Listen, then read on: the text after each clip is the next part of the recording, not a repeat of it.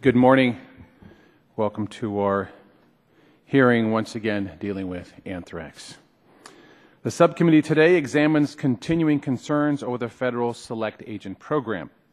This time our focus is on shipments of live anthrax from a Department of Defense laboratory at the Dugway Proving Grounds that occurred over a nearly 10-year period.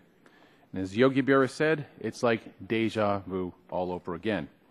Last year we held a similar hearing on a CDC anthrax incident that potentially exposed dozens of CDC researchers to live anthrax due to the fact that established safety procedures were not followed. During the hearing, CDC Director Frieden testified, quote, "We will take every step possible to prevent any future incident that could put our laboratory scientists and the public at risk," unquote. Yet, here we are again today. We also examined CDC's mistaken shipment of highly pathogenic avian flu and the FDA's discovery of vials of smallpox in the NIH building. Months after our hearing and after a White House ordered safety stand-down and laboratory sweep of all federal labs, the CDC revealed there had been a transfer of Ebola from a CDC Level 4 lab to a CDC Level 2 lab. This is all deeply troubling. And despite the growing number of red flags, these incidents keep happening. So now we have learned that the Dugway Proving Grounds, an Army lab in Utah, has inadvertently shipped live anthrax to facilities across the globe. At last count, at least 192 labs have received shipments of live anthrax. Apparently, Dugway's process to inactivate anthrax spores was not fully effective, and the sterility testing used to validate and ensure that the anthrax spores were inactivated failed to detect the live anthrax spores. What's most troubling, however, is that Dugway used this potentially deadly process for years. As I said at last year's hearing, this is completely unacceptable. These dangerous safety lapses at our high containment labs are threatening our nation's security and public health. The committee hopes to learn today what is being done this time to prevent future safety lapses, and will this be any different? Last week, the Department of Defense released a report following its internal review of the circumstances surrounding the live shipments of anthrax, and according to its report, the DoD was unable to definitively determine the root causes for how and why Dugway shipped live anthrax. Yet in the report, the department acknowledged that all its labs, quote, routinely operate outside the validated experimental data for kill curves, unquote. So in other words, it seems that the Department of Defense labs have been irradiating larger numbers of spores than recommended, and the labs should have known that they could not guarantee inactivation of all the anthrax spores at those numbers, especially at the dosage of radiation given. This revelation begs a lot of questions, beginning with why, and why for so long? Who was responsible for making the decisions about which inactivation process to use, including how many spores and at what levels of radiation? Are these decisions evaluated and then ever reevaluated? And what is the CDC's role in developing and evaluating these processes? According to a recent and all too familiar headline, CDC has also announced that it will be conducting yet another comprehensive review of how it regulates safety and security at bioterror labs. I think it is important to review current regulations to improve processes and procedures, but past reviews had not brought about the change necessary to truly improve safety and standardized processes and procedures. Maybe, we hope, this review will actually bring about different results. As I said a year ago, what we have here is a pattern of recurring issues of complacency and a lax culture of safety. Last year, CDC Director Frieden stated that this was a wake-up call. However, it appears that critical government agencies have hit the snooze button once again. What's it going to take to change things this time, and when? None of us want to be here again a year from now discussing another set of safety lapses and, heaven forbid, a loss of life. The U.S. Government Accountability Office has conducted comprehensive work on the oversight of high containment labs. In fact, GAO has been issuing recommendations for years calling for a government-wide strategy for the requirements for high containment labs and the need for national standards for designing, constructing, commissioning, and maintaining such labs. Yet, these recommendations have not been implemented, which is one of the reasons we are here again today discussing another safety lapse that threatens national security and the public health. So today I'd like to thank our witnesses for testifying here. I look forward to hearing your testimony and learning from you. Please be candid and straightforward with us as we try to find ways to improve the safety and procedures in our bioterrorism labs. This committee, the subcommittee, will not relent on its oversight of federal laboratories' compliance with select agent regulations and will further explore the possibility of an independent agency to oversee these labs. I now recognize the ranking member, Ms. DeGette of Colorado, for 5 minutes. Thank you, Mr. Chairman. Mr. Chairman, you say you don't want to be back here in a year like we were last year, but we've been here in 2007, 2009, 2014, and now 2015, so might as well mark your calendar now. And part of that is because it's really important that the federal government work on identifying and containing public health risks, but the work itself inherently contains risks, and that's why we do have to continue our oversight. At last year's hearing on the anthrax transfer, I talked about the high containment lab that we have in Fort Collins, which some years ago we identified terrible lapses, and I was able to work with my former Republican colleague Bob Schaefer from that district to get a new lab built. I'm proud of that work, but we have to continue to be able to assure our constituents that similar facilities across the country provide no risk to workers or to the broader community. Now, Mr. Chairman, as you said, frankly, the details of the Dugway incident do not inspire confidence. We're talking about a long-term series of inadvertent shipments of live anthrax from the Dugway Proving Ground in Utah, which is supposedly one of the most sophisticated facilities in the world. This incident only came to light in May because a private company contacted CDC after discovering what it thought was inactivated anthrax was actually live anthrax. Since then, we've learned that 86 laboratories in 20 states and the District of Columbia and 7 foreign countries received live anthrax spores from Dugway over the last 12 years. Those labs then transferred the live spores to an additional 106 labs. So we're talking about almost 200 labs in all 50 states accidentally receiving live anthrax for over a decade. Miraculously, nobody seems to have fallen ill as a result of this series of incidents. Still, like you, Mr. Chairman, I'm concerned that this activity was going on for so long before one lab finally raised questions that spurred the department to action. I'm eager to hear answers from DOD how this was allowed to happen in the first place and what they're doing to ensure it never happens again. I understand that the department's review of the Dugway incident released last week found there's insufficient scientific literature to develop effective protocols for the inactivation of anthrax spores. The Dugway lab was therefore relying on procedures that did not permanently or completely sterilize the anthrax spores. Now, this is not my area of expertise, but it seems troubling on its face. How have we conducted research on this dangerous pathogen for the past decade without thoroughly understanding how to inactivate it? We need to conduct a serious examination of whether we use similarly questionable protocols for other select agents, and if so, I think we can all agree that we should immediately cease those operations to ensure we're not putting public health at risk. For now, appropriately, DOD has issued a moratorium on shipping inactivated anthrax from its labs. This seems like an important first step, but I do want to know how that affects the research the lab was doing. Furthermore, I want clarification as how do we have 200 separate labs all across the country working with anthrax? Do we need to have 200 labs working with anthrax, or is it possible that we could limit the number of labs and therefore limit the risk while still being able to do this important research? I also want to hear today about whether the breakdowns at Dugway are indicative of broader problems at this site or even across the high containment lab system. The labs that handle these pathogens must be held to the highest standards. Yet the incidents that we've seen recently raised questions about whether we can trust high containment labs to safely handle select agents. Now, in the last year, we've seen an anthrax exposure incident at CDC, as this is what you said, improper shipments of avian flu, and even a potential Ebola exposure at a CDC lab. I feel really lucky that we haven't had anybody infected, but it could happen, and I think we're just going on borrowed time here. So I hope all of you have answers today about what we're really doing to make serious changes to the system and include the recommendations that GAO has made. I also want to hear from our witnesses about the role Congress should play in making sure the program operates safely. And with that, Mr. Chairman, I yield back. Thank you. Thank you. Does anybody else on this side wish to make any opening statement or comments?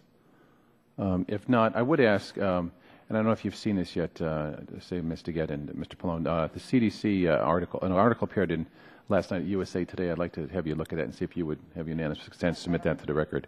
With no objection. This is titled CDC Lacked Key Lab Incident Reporting Policy Despite Scrutiny and Promises, and I think it's relevant to today's hearing. I now recognize Mr. Pallone for 5 minutes. Thank you, Mr. Chairman. I hope today we can get to the bottom of what happened at Dugway Proving Ground that resulted in live anthrax being shipped to 192 labs in all 50 states and at least 7 foreign countries.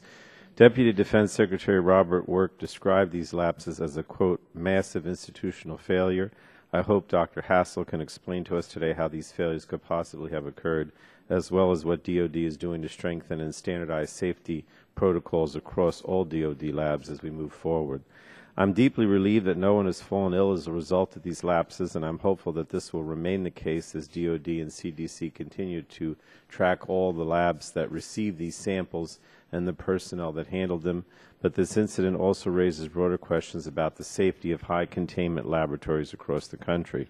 Every day, hundreds of labs in the federal government, as well as academic institutions and private companies, handle dangerous pathogens and toxins under the Federal Select Agent Program. Make no mistake, these labs perform important work. High containment labs play a critical role in biodefense by conducting research to improve our defenses against biological attacks and strengthening our public health response capabilities. Laboratories that handle select agents are required to abide by a set of regulations commensurate with the risks that these agents pose. They are required to restrict access to select agents to individuals who have undergone a security risk assessment by the FBI and implements physical security safeguards, lab safety measures, and incident response plans. They must also ensure that laboratory workers are properly trained on biosafety and security measures. Labs that participate in the program are also subject to registration and inspections by the CDC's Division of Select Agents and Toxins. There are civil penalties associated with lapses in safety protocols. Unauthorized possession or misuse of select agents is subject to severe criminal penalties.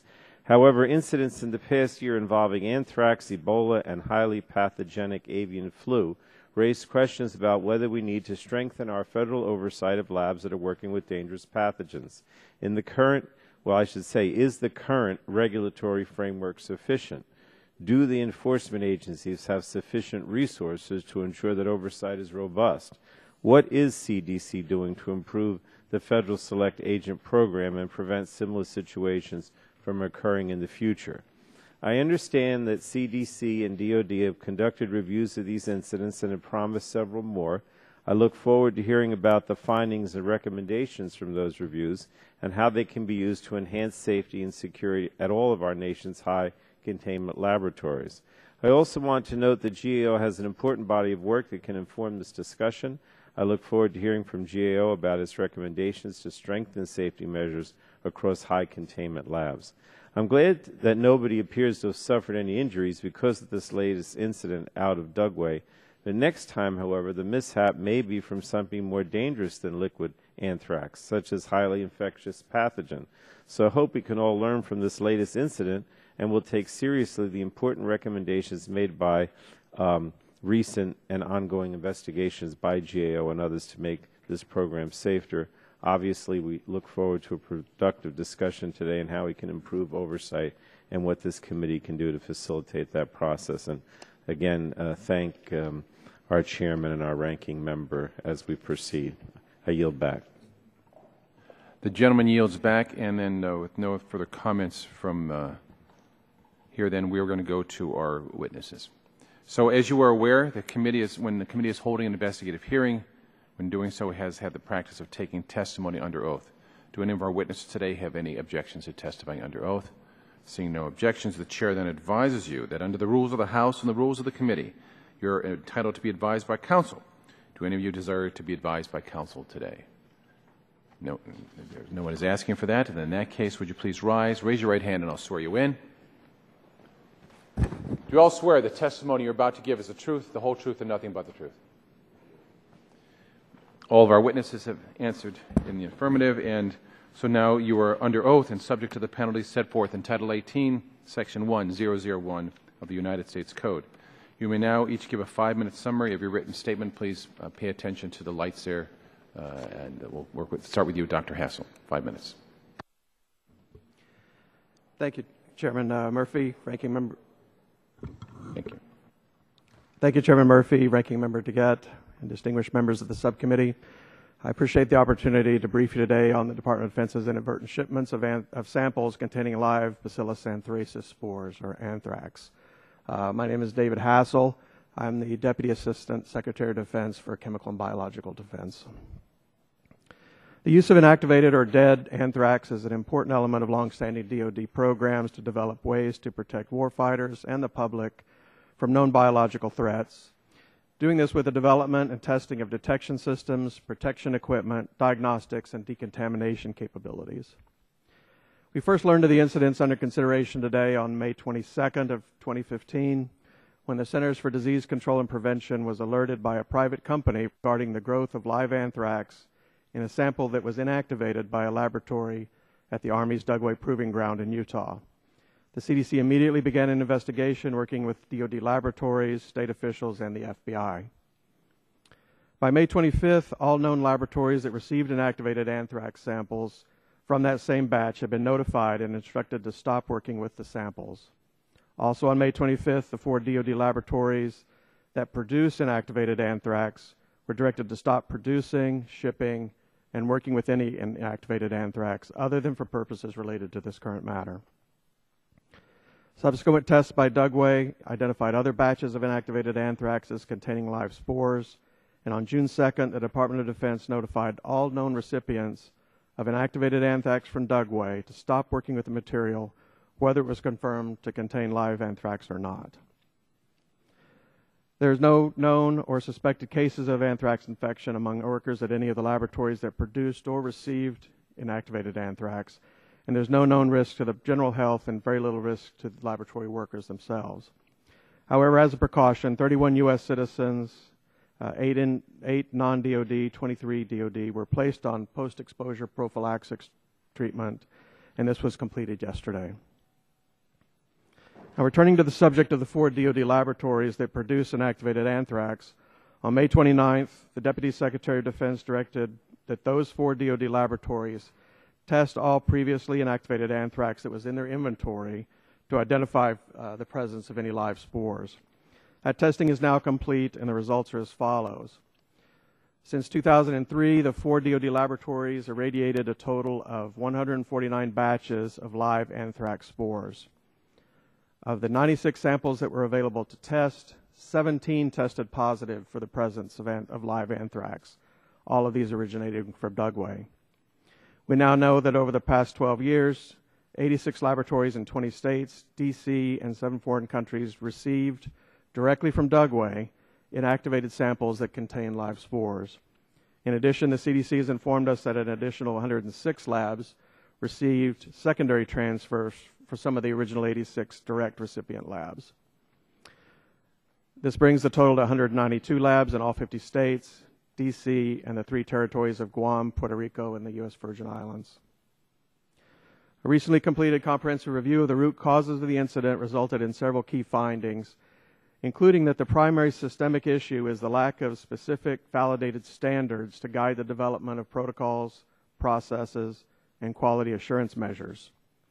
And the resulting recommendations are grouped into 3 broad categories, being enhanced quality control programs, establish testing protocols that are based on relevant scientific data, and improve program management. The Department is committed to ensuring that this doesn't occur again, and we will implement the recommendations that were in the report and the further directives outlined by Deputy Secretary Work on 23rd of July. In the interim, the aforementioned moratorium will continue.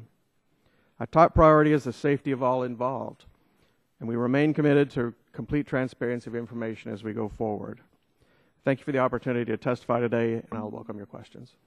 Thank you, Dr. Hassel. Dr. Sussman, before you speak, I just want to note we haven't really had a chance to review a lot of your testimony because it wasn't in until 9 o'clock last night, and the committee rules we asked for 48 hours, so we really didn't have time to review that. So when we get the testimony at the last minute, it's difficult for us to review it. And I don't want to think that CDC is trying to frustrate our purposes here, but I do want to indicate to you, and if you could pass the word on to CDC Department, that for future testimony, we want that 48-hour limit adhered to. So at this point, we'd like to hear from you for 5 minutes. Thank you.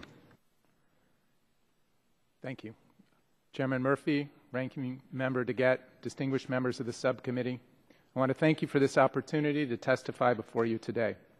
I would like to share with you what CDC has done to respond to the inadvertent release of live Bacillus anthracis spores, or anthrax, from Dugway Proving Ground, and to provide perspective on the Select Agent program that CDC supports.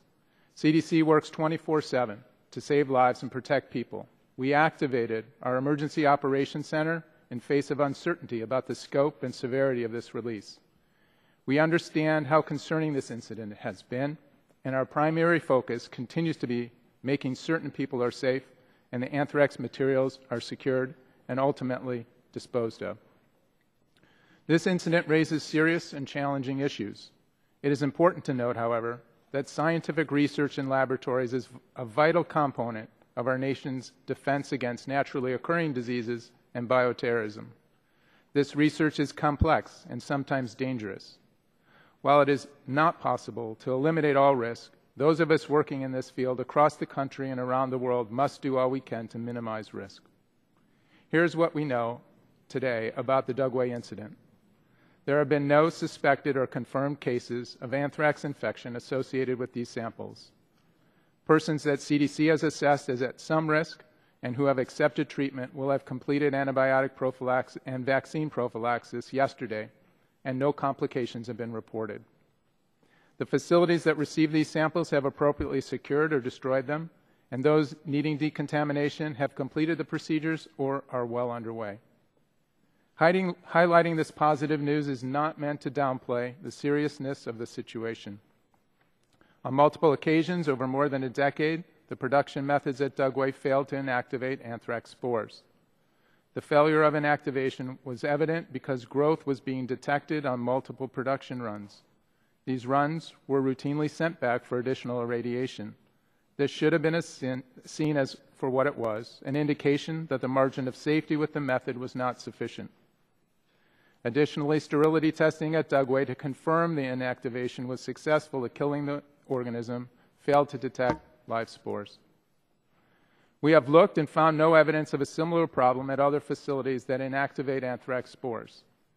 The existing rules and regulations on anthrax spore inactivation are under review. Here's what we don't know. The Federal Select Agent Program relies primarily on sterility testing to assure that a select agent can no longer grow.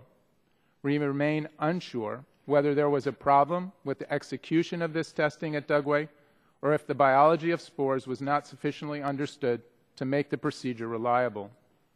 And here's what we are doing moving forward. We are maintaining a moratorium on the use and transfer of inactivated anthrax spores until we have an acceptable and credible approach to increasing safety and security. And we are developing a research agenda on spore biology to answer questions about inactivation and sterility, and we will help to conduct some of that research. At Dr. Frieden's direction, we are initiating a review of the CDC Federal Select Agent Program. The review will complement ongoing work to improve laboratory safety at CDC this past year. The time is right with new leadership over the CDC Federal Select Agent Program for a thorough review of our program to ensure it is meeting its mandate, especially in light of recent lab incidents. The world benefits from discoveries made working with dangerous pathogens, and the scientists who work with these organisms also have a commitment to protecting public health and safety. We must achieve a balance to protect workers and the communities around them while encouraging and supporting scientific advancement, but safety comes first. One characteristic of CDC's stewardship of the Federal Select Agent Program is a commitment to improvement. The regulations have been refined with advice from many, including numerous federal advisory and review bodies and the public This input has led to revisions to the select agent regulations concerning personnel reliability, incident reporting, coordination of inspections with federal partners, and tracking shipments of select agents. Although much work has been done to enhance the effectiveness of CDC's regulatory oversight of select agents and toxins, more work remains to be done. Where improvements can be made to better the program, we will make them. Where there is disagreement on the best path forward, we will contribute our scientific and programmatic expertise to the debate. We will work diligently and thoughtfully with anyone sharing our commitment to protect Americans from biological threats. Thank you. Thank you. Mr. Dembski, you're recognized for 5 minutes.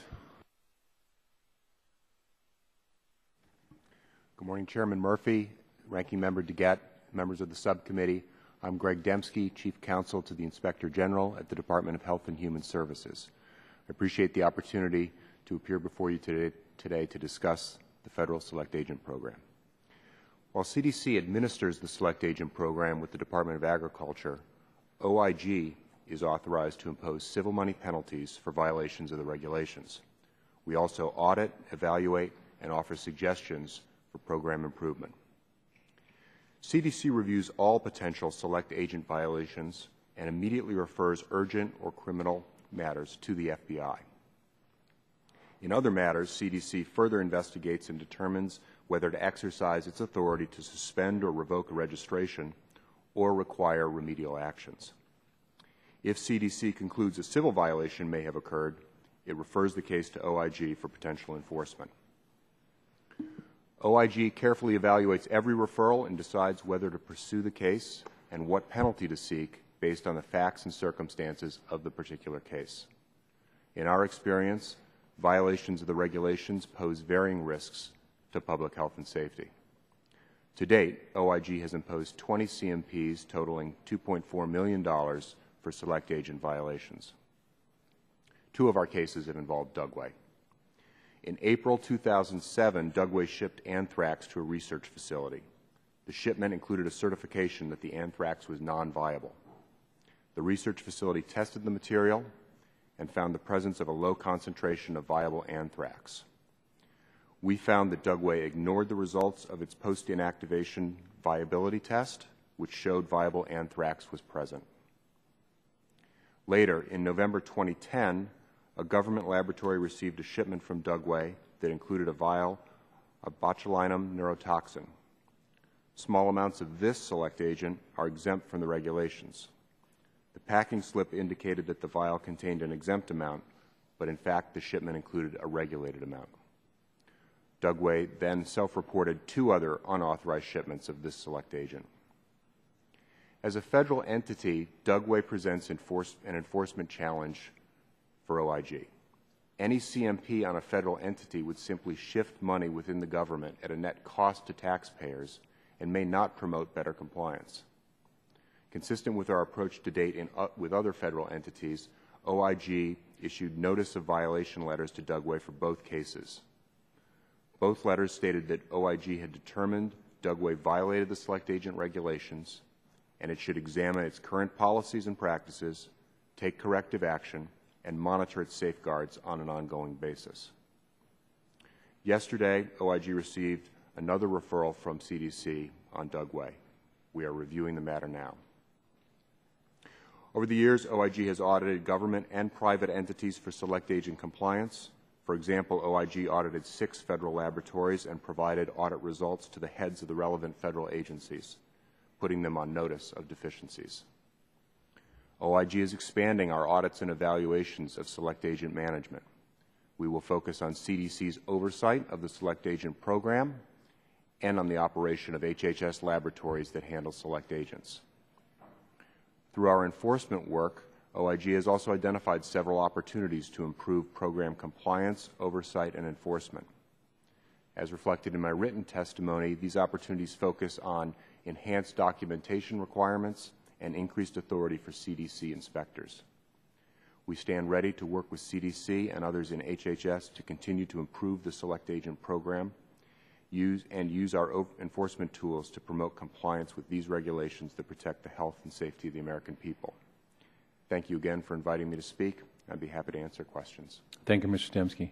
Dr. Cross, you recognize for 5 minutes.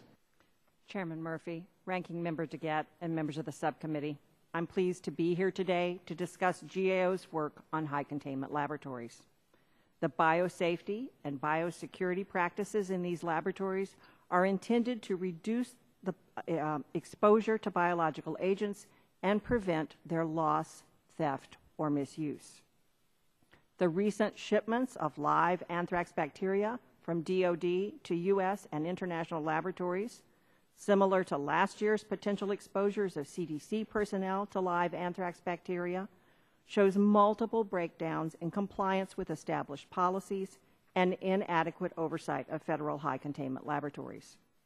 This is another example in an ongoing series of safety lapses which continue to occur, often with the same root cause as for prior incidents. We've been lucky so far. Researchers in these labs work with high-risk biological agents that may result in serious or lethal infections and, in some instances, have the potential to be used in biological weapons. These labs do important work with pathogens to develop vaccines and countermeasures and to understand emerging infectious diseases. However, the pathogens handled by these laboratories also have the potential for high-consequence accidents. If the types of mistakes we've seen were to occur with a particularly transmissible pathogen, like certain strains of influenza, not only would the laboratory workers or their close contacts be at risk, but an epidemic could be triggered with consequences far beyond what we've seen to date.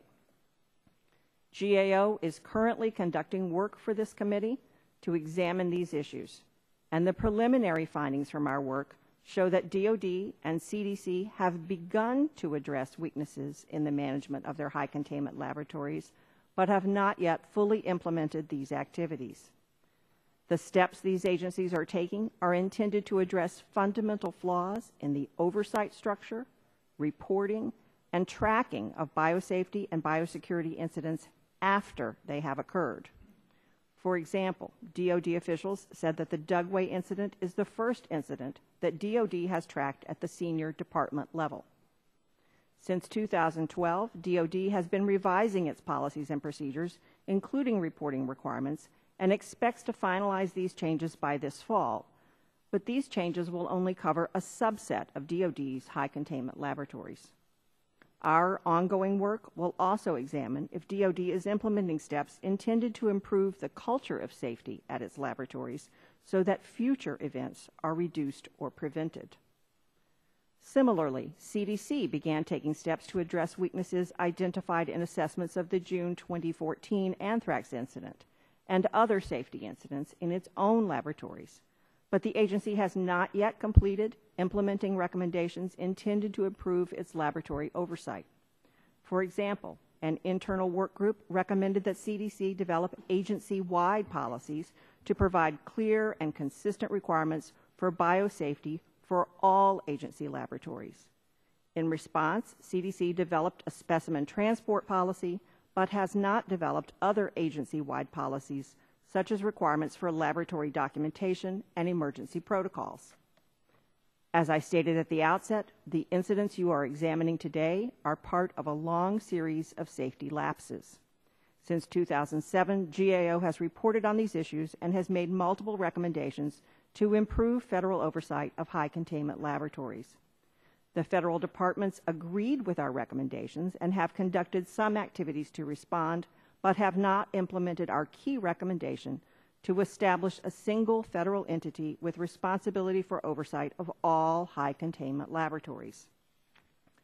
We recommended the establishment of a single federal entity to, 1, conduct government-wide strategic planning for requirements for high containment laboratories, including assessments of their risks, and 2, develop national standards for designing, constructing, commissioning, operating, and maintaining such laboratories.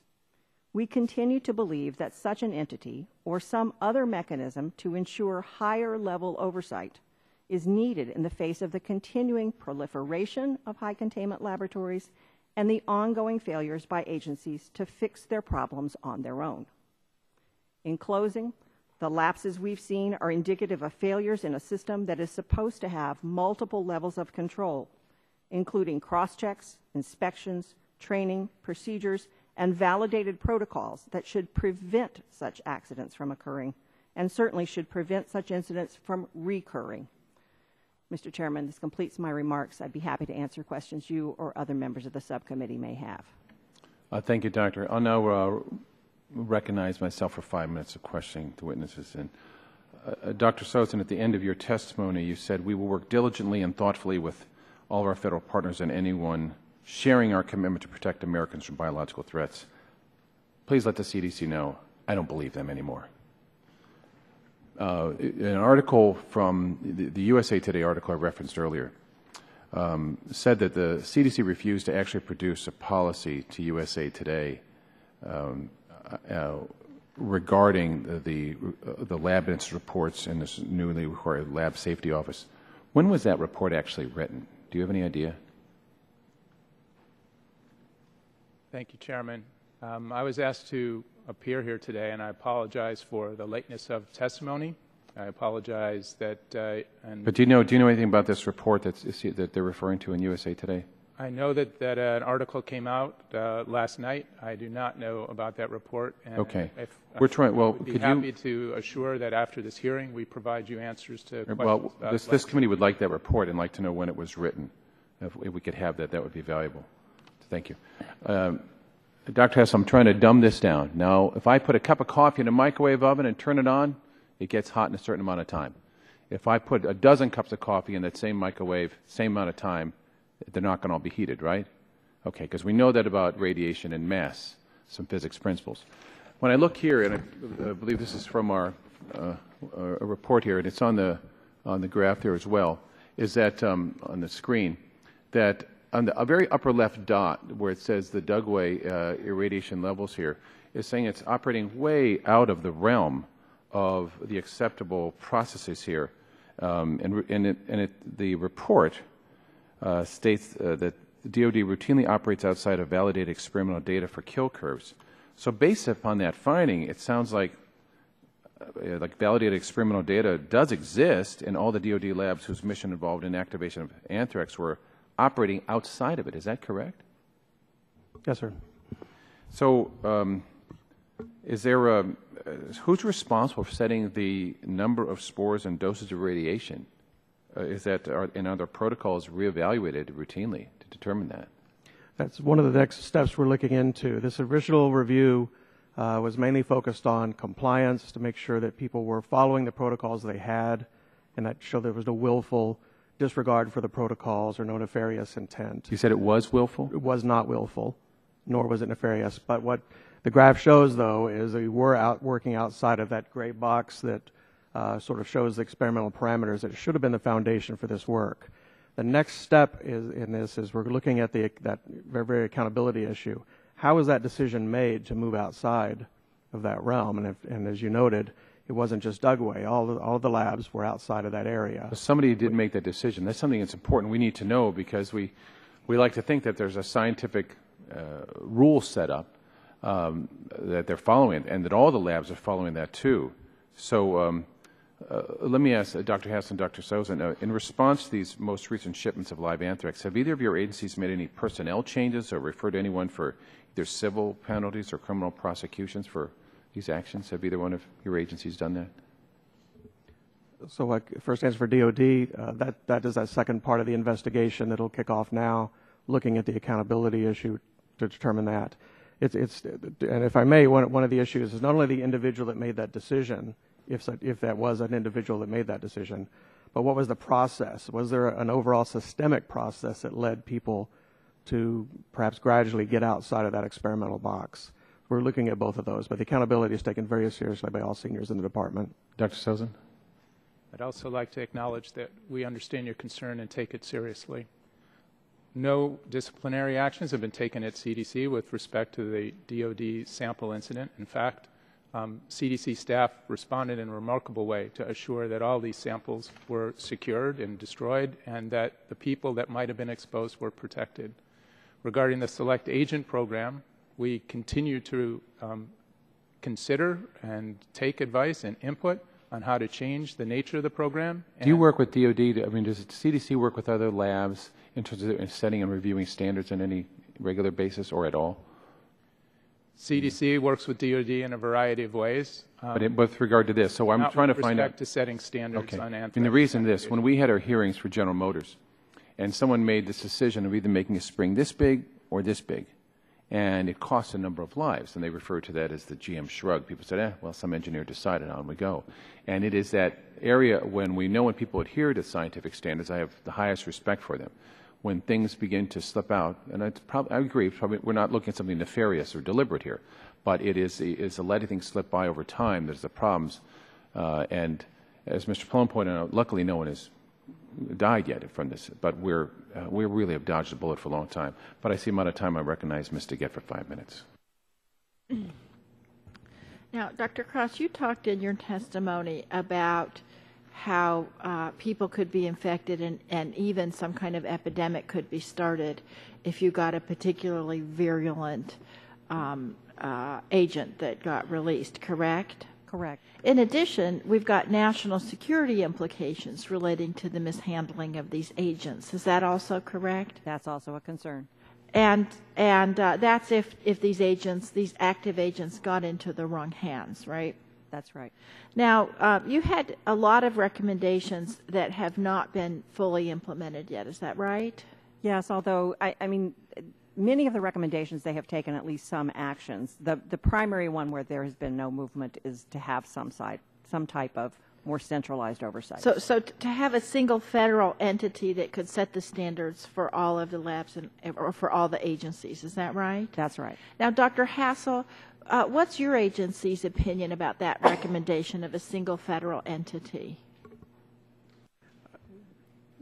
It makes sense in many ways. I will say that within the department itself, we're going to do that internally because it's so large. So if it makes sense in many ways, why haven't we done that? Why haven't you guys implemented that in cooperation with your fellow agencies? Like I say, we are going to do that internally, and we're in discussions now on these issues. But you don't disagree with the idea? No, ma'am. And what about you, Dr. Sousan? What's your agency's view of this? The CDC works with APHIS at USDA as if we are one program. We work very closely. We do joint inspections on overlap agents. Whenever a change is proposed or considered in one program, it's discussed with the other program. Well, that's nice. But what about DOD?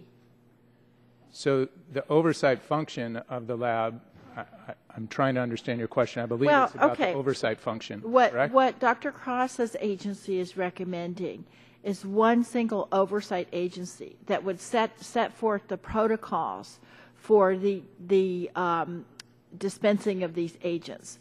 And so I'm asking each of your agencies if you would object to that kind of, it would make sense to me to get one protocol no matter which lab is dispensing it or whatever. What's your view on that? Thank you. My view is that it's a complex decision, that there are constraints to having one standard for all procedures. What Anthrax, constraints would those be? For example, with anthrax, there are many different uses of the products. DNA preps for developing vaccines. But in any case, if you're sending it around, you don't want it to be live. That's absolutely. That's not something that's subject to debate.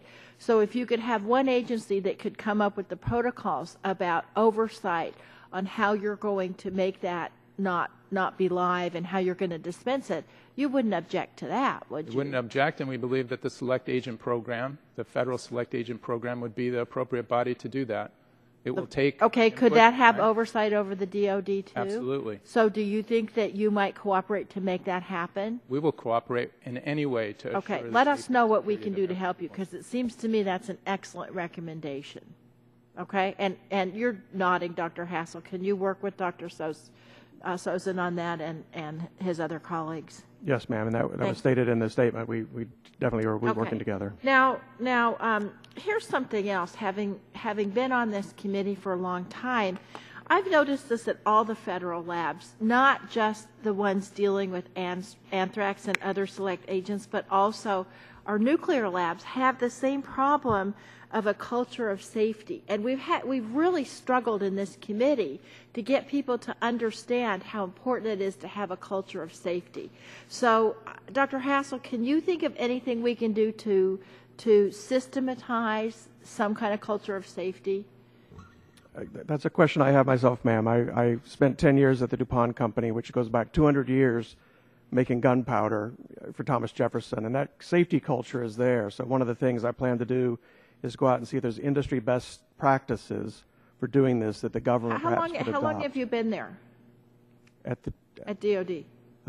Just out a year today. Okay. And Dr. Sozin, do you have some ideas about how we can increase the culture of safety at these labs?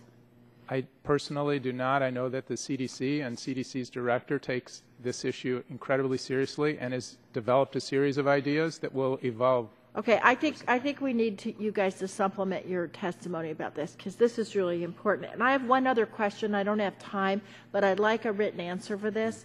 I'd like to know why all of the problems in this particular incident seem to have come out of this one lab.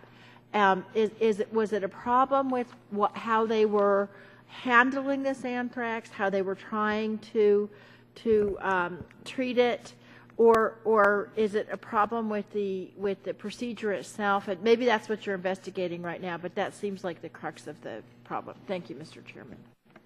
Gentleman's time has expired. Now recognize the Vice Chairman of the Subcommittee, Mr. McKinley, for 5 minutes. Thank you, Mr. Chairman. This is a subject I acknowledge is foreign to me.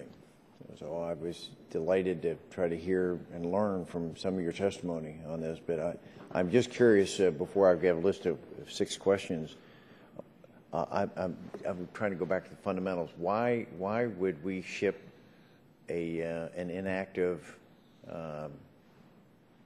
cells to laboratories? What do you gain by shipping something that's dead?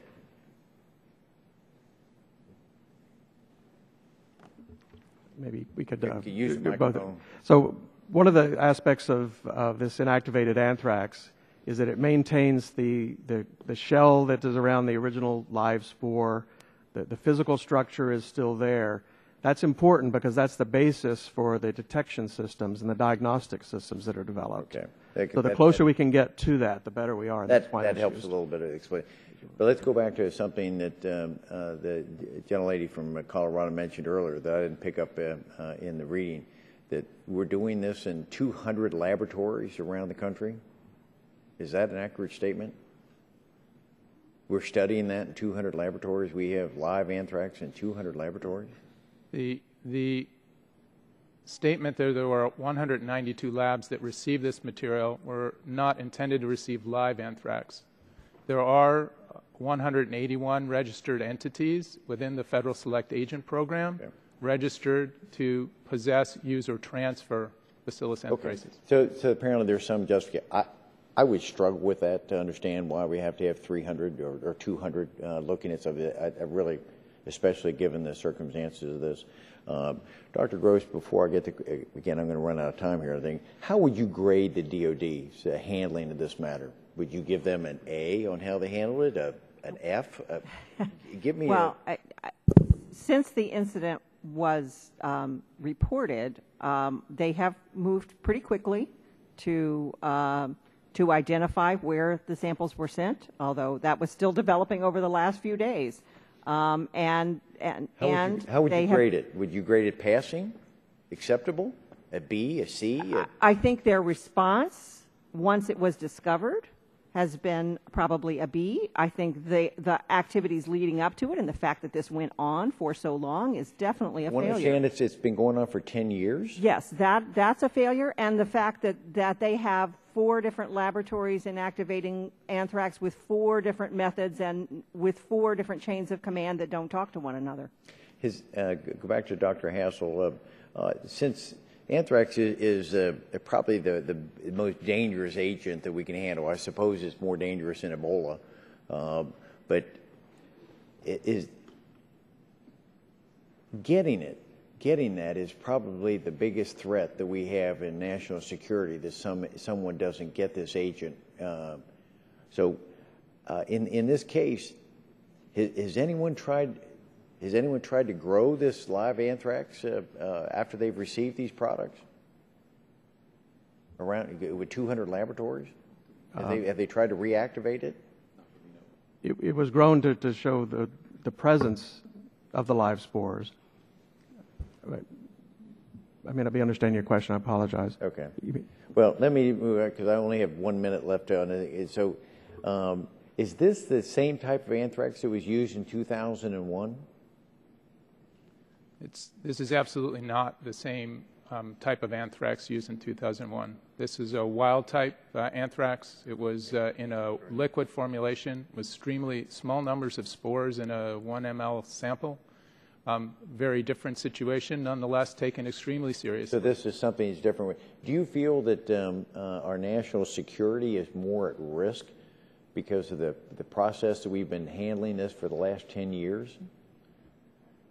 The CDC, it's a yes or no. Follow-up. I don't believe that these samples created such a risk. I believe that they were secured quickly and destroyed, that there are very small numbers of spores in this material, and that it's naturally occurring type of anthrax. Let me ask in the last, it's off the my thought process initially.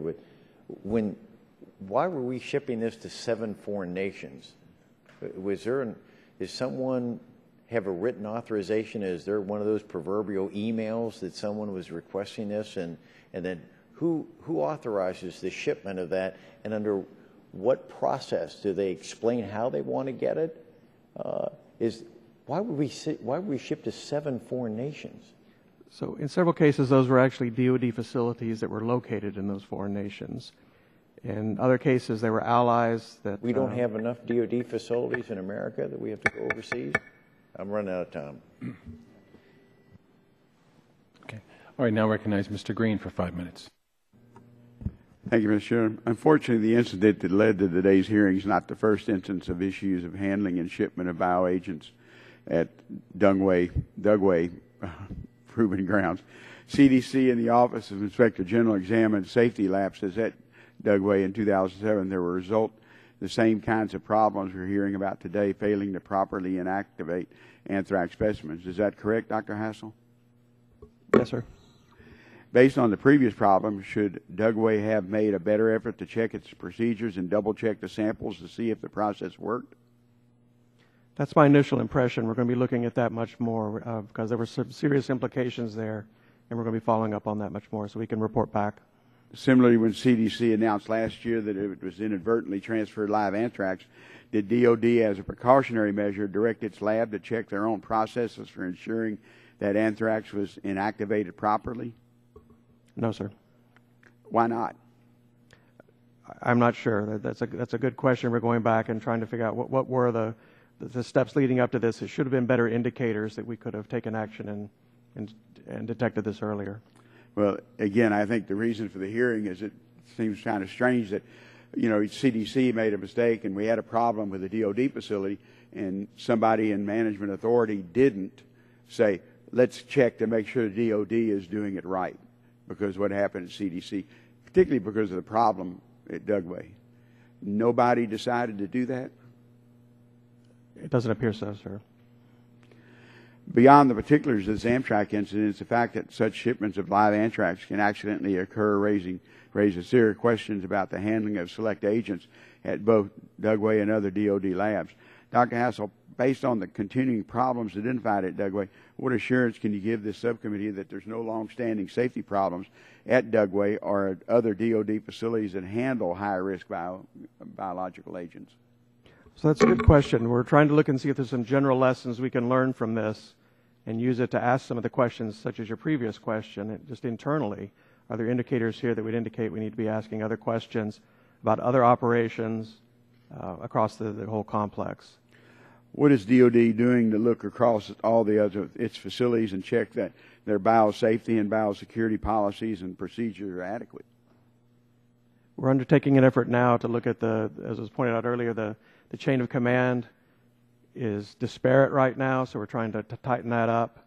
We're going to make sure that the standards, for example, for the inactivated anthrax, we will ensure internally that that's standardized across all the laboratories. And then we can use that as the basis and see if there's other operations that we need to take similar actions on. All four of those facilities do different activities. Dugway is largely a production facility. The other ones are more research facilities. So one size may not fit all, but there's definite lessons we could learn from this. And whenever possible, we will standardize. How is DOD ensuring that serious issues such as potential exposures or concerns about misuse are communicated from the laboratories to the senior leadership? Some of the recommendations have been made previously. We're going to be more vigorous on the DOD instruction that was mentioned earlier that's been in process. That will include aspects that will bring all of the reporting forward to a higher level. So, for example, the 2007 incident, that will not just remain, if that had happened today, that wouldn't just remain at Dugway or that immediate command. It would come all the way up to a central office within the department. We would review all those. We're in the process now of pulling in all of the Inspector General reports, CDC reports from all of the laboratories up to my office, and we're reviewing all of those to see if there's indicators and lessons to be learned.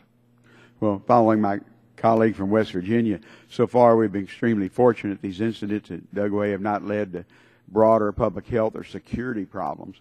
And I hope today's hearing and other ongoing oversight of this incident serves as a call to action to tighten up these processes, not just for anthrax and at Dugway, but other select agents and at all facilities. We don't want to have somebody here again, or I hope the Armed Services Committee is also looking at it and seeing that the issues are being corrected. Mr. Chairman, I yield back my time. Gentleman yields back. Now recognize Dr. Burgess for 5 minutes.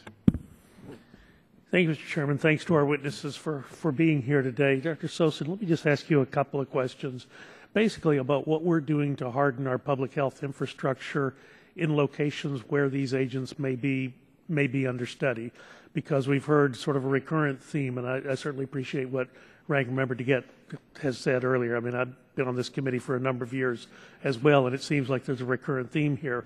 We want everything to be perfect, but there are human beings involved, and sometimes they aren't perfect. So I remember reading, I was just a regular guy in private practice when the anthrax attack happened in 2001.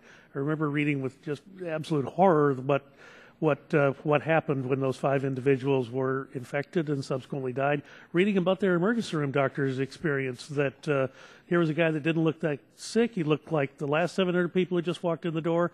But as we found out with anthrax, you can be a lot sicker than what you look, and by the time clinical deterioration begins, you're almost too late on the curve to rescue someone, although rescue is possible if you start early. Because unlike Ebola, anthrax is treatable with relatively common antibiotics. So bearing in mind that Ebola experience from not quite a year ago, CDC was telling us last July, August, September, we got everybody up to speed on Ebola. We don't have to worry about Ebola coming to this country. The president made a statement that we don't have to worry about Ebola coming to this country because CDC's done what it needs to do to get everybody prepared. And then it didn't happen. So this is not quite the same thing, but you know you've got sites where this is understudy. You know that, unfortunately, lapses can occur. So do you have like a 35 or 50-mile radius around these sites where you are at least notifying the people on the front lines, the emergency rooms, the emergency room doctors, that this is something we're working on in your community? Thank you. Thank you for that question. First, with respect to hardening infrastructure, yes, there are support programs at the state and local level to address anthrax and other bioterrorism threats. As you pointed out, there are not only the routine treatments, there are some advanced medical countermeasures that have been developed, such as antitoxin, to help treat later stages of anthrax, and vaccine. Those were actually brought to bear, the vaccine and antibiotics brought to bear in prophylaxis in this incident. The The state authorities are informed of the institutions in their jurisdiction and the agents that are there as a part of their public health preparedness programs.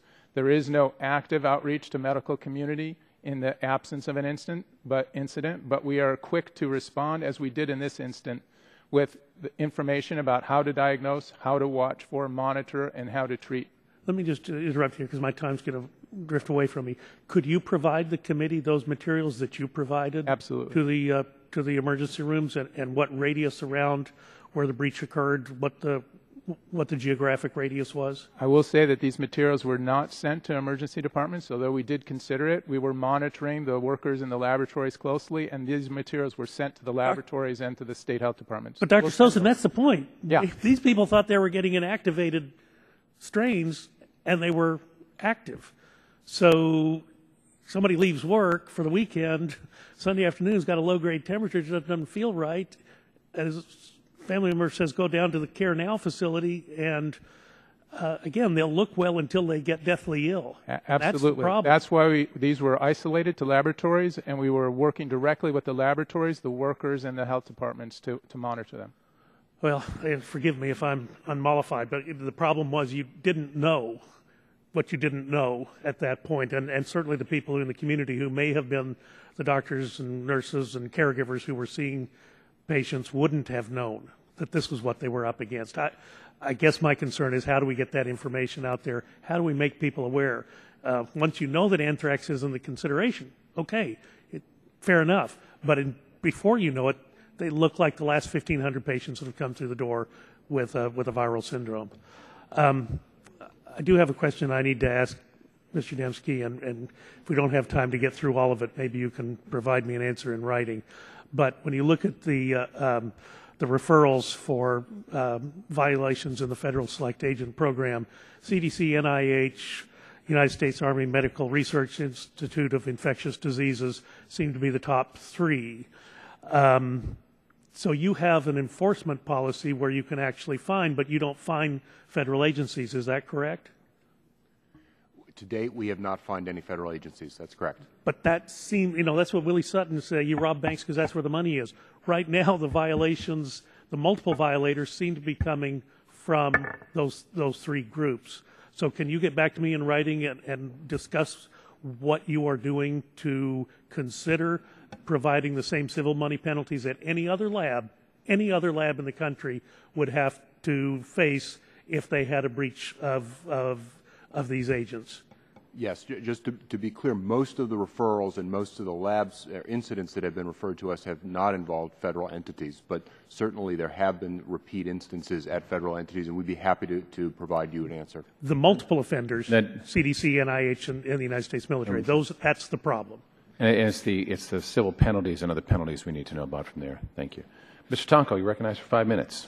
Thank you, Mr. Chair. We've heard about the importance of keeping labs safe and secure. Thus, I'd like to explore how labs, both private and public, that fail to meet critical safety standards and regulations are held accountable. Both CDC and HHS, through their Offices of Inspector General, have roles in enforcement. CDC's Division of Select Agents and Toxins can refer entities to the Office of Inspector General for civil money penalties or certainly notices of violation. CDC could deny, revoke, or suspend a lab's registration or require a lab to enter into a performance improvement plan. Criminal charges can also be made in cases of misuse, unauthorized possession, or unauthorized transfer. So, Dr. Sosin and Mr. Dembski, could you briefly walk us through the different enforcement options and how you determine the appropriate response for a given violation? Thank you for your question. You've correctly pointed out the options, the administrative options that CDC has to suspend, deny, or revoke registration. The registration process itself is intended to screen and assure that there is good laboratory practice, good laboratory leadership, and an appropriate use for the select agent materials.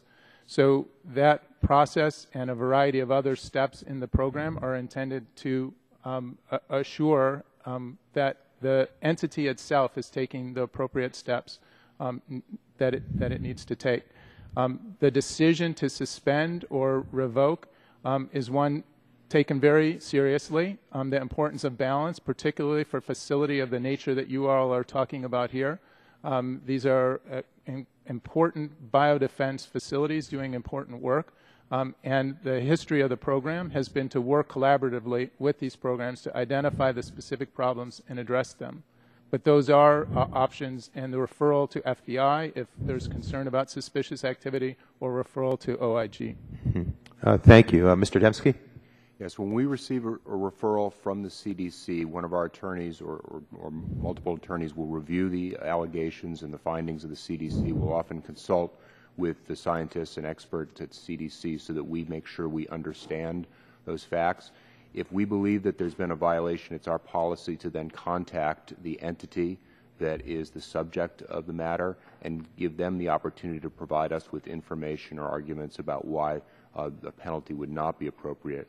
We take that into account, often again in consultation with CDC, and decide whether to go forward with the case. And we use our, looking across the experience of the cases that we've had, make a judgment about what we think the case should be valued at if we do seek a civil money penalty. Now, do your offices routinely work together to take action against those who are in violation? We certainly communicate and work together to, from our perspective, to make sure that we understand the facts and the science in these matters for us to determine whether to go forward. And Dr. Sosin, what types of violations would result in a lab losing its registration? I can tell you that the process of revoking a registration is one that is undertaken through careful efforts to help the laboratory address the concerns and improve its practices, and that revocation would come only after the inability of that facility to make those changes, or their decision to no longer be interested in doing that work. I can get further clarification of the specific measures if you'd like. And in your opinion, how often has that happened? I believe that it's happened 2 times. I can get you the exact number. Okay, I also like to get a sense of the frequency of violations and actions to address them. Dr. Sosin, are you seeing any trends at the CDC in terms of enforcement actions, any trends in referrals to the Office of Inspector General, for instance, or performance improvement plans or lab registration actions?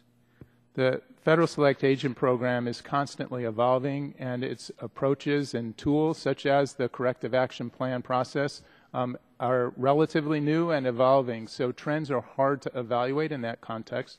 I know that at request of this subcommittee, specific enforcement actions have been laid out in a response and should have the kind of information you would be looking for. Okay, and I'm out of time, but if Mr. Dembski, if you could perhaps feed the panel with that same trend that you cite, any trends that you cite, that would be helpful. Yes. Thank you. Thank you. We now recognize Ms. Blackburn for 5 minutes. Thank you, Mr. Chairman, and thank you to our witnesses for your patience. We appreciate this. As you know, we've got another hearing going on this morning. Dr. Sosin, I want to come to you, if I may. I've got a copy of Dr. Frieden's testimony from this committee last year. And he was testifying about the June 2014 anthrax incident. He said, and I'm going to read from the testimony, and I'm quoting, "These incidents should never have happened. The lack of adequate procedures and oversight that allowed them to happen was totally unacceptable.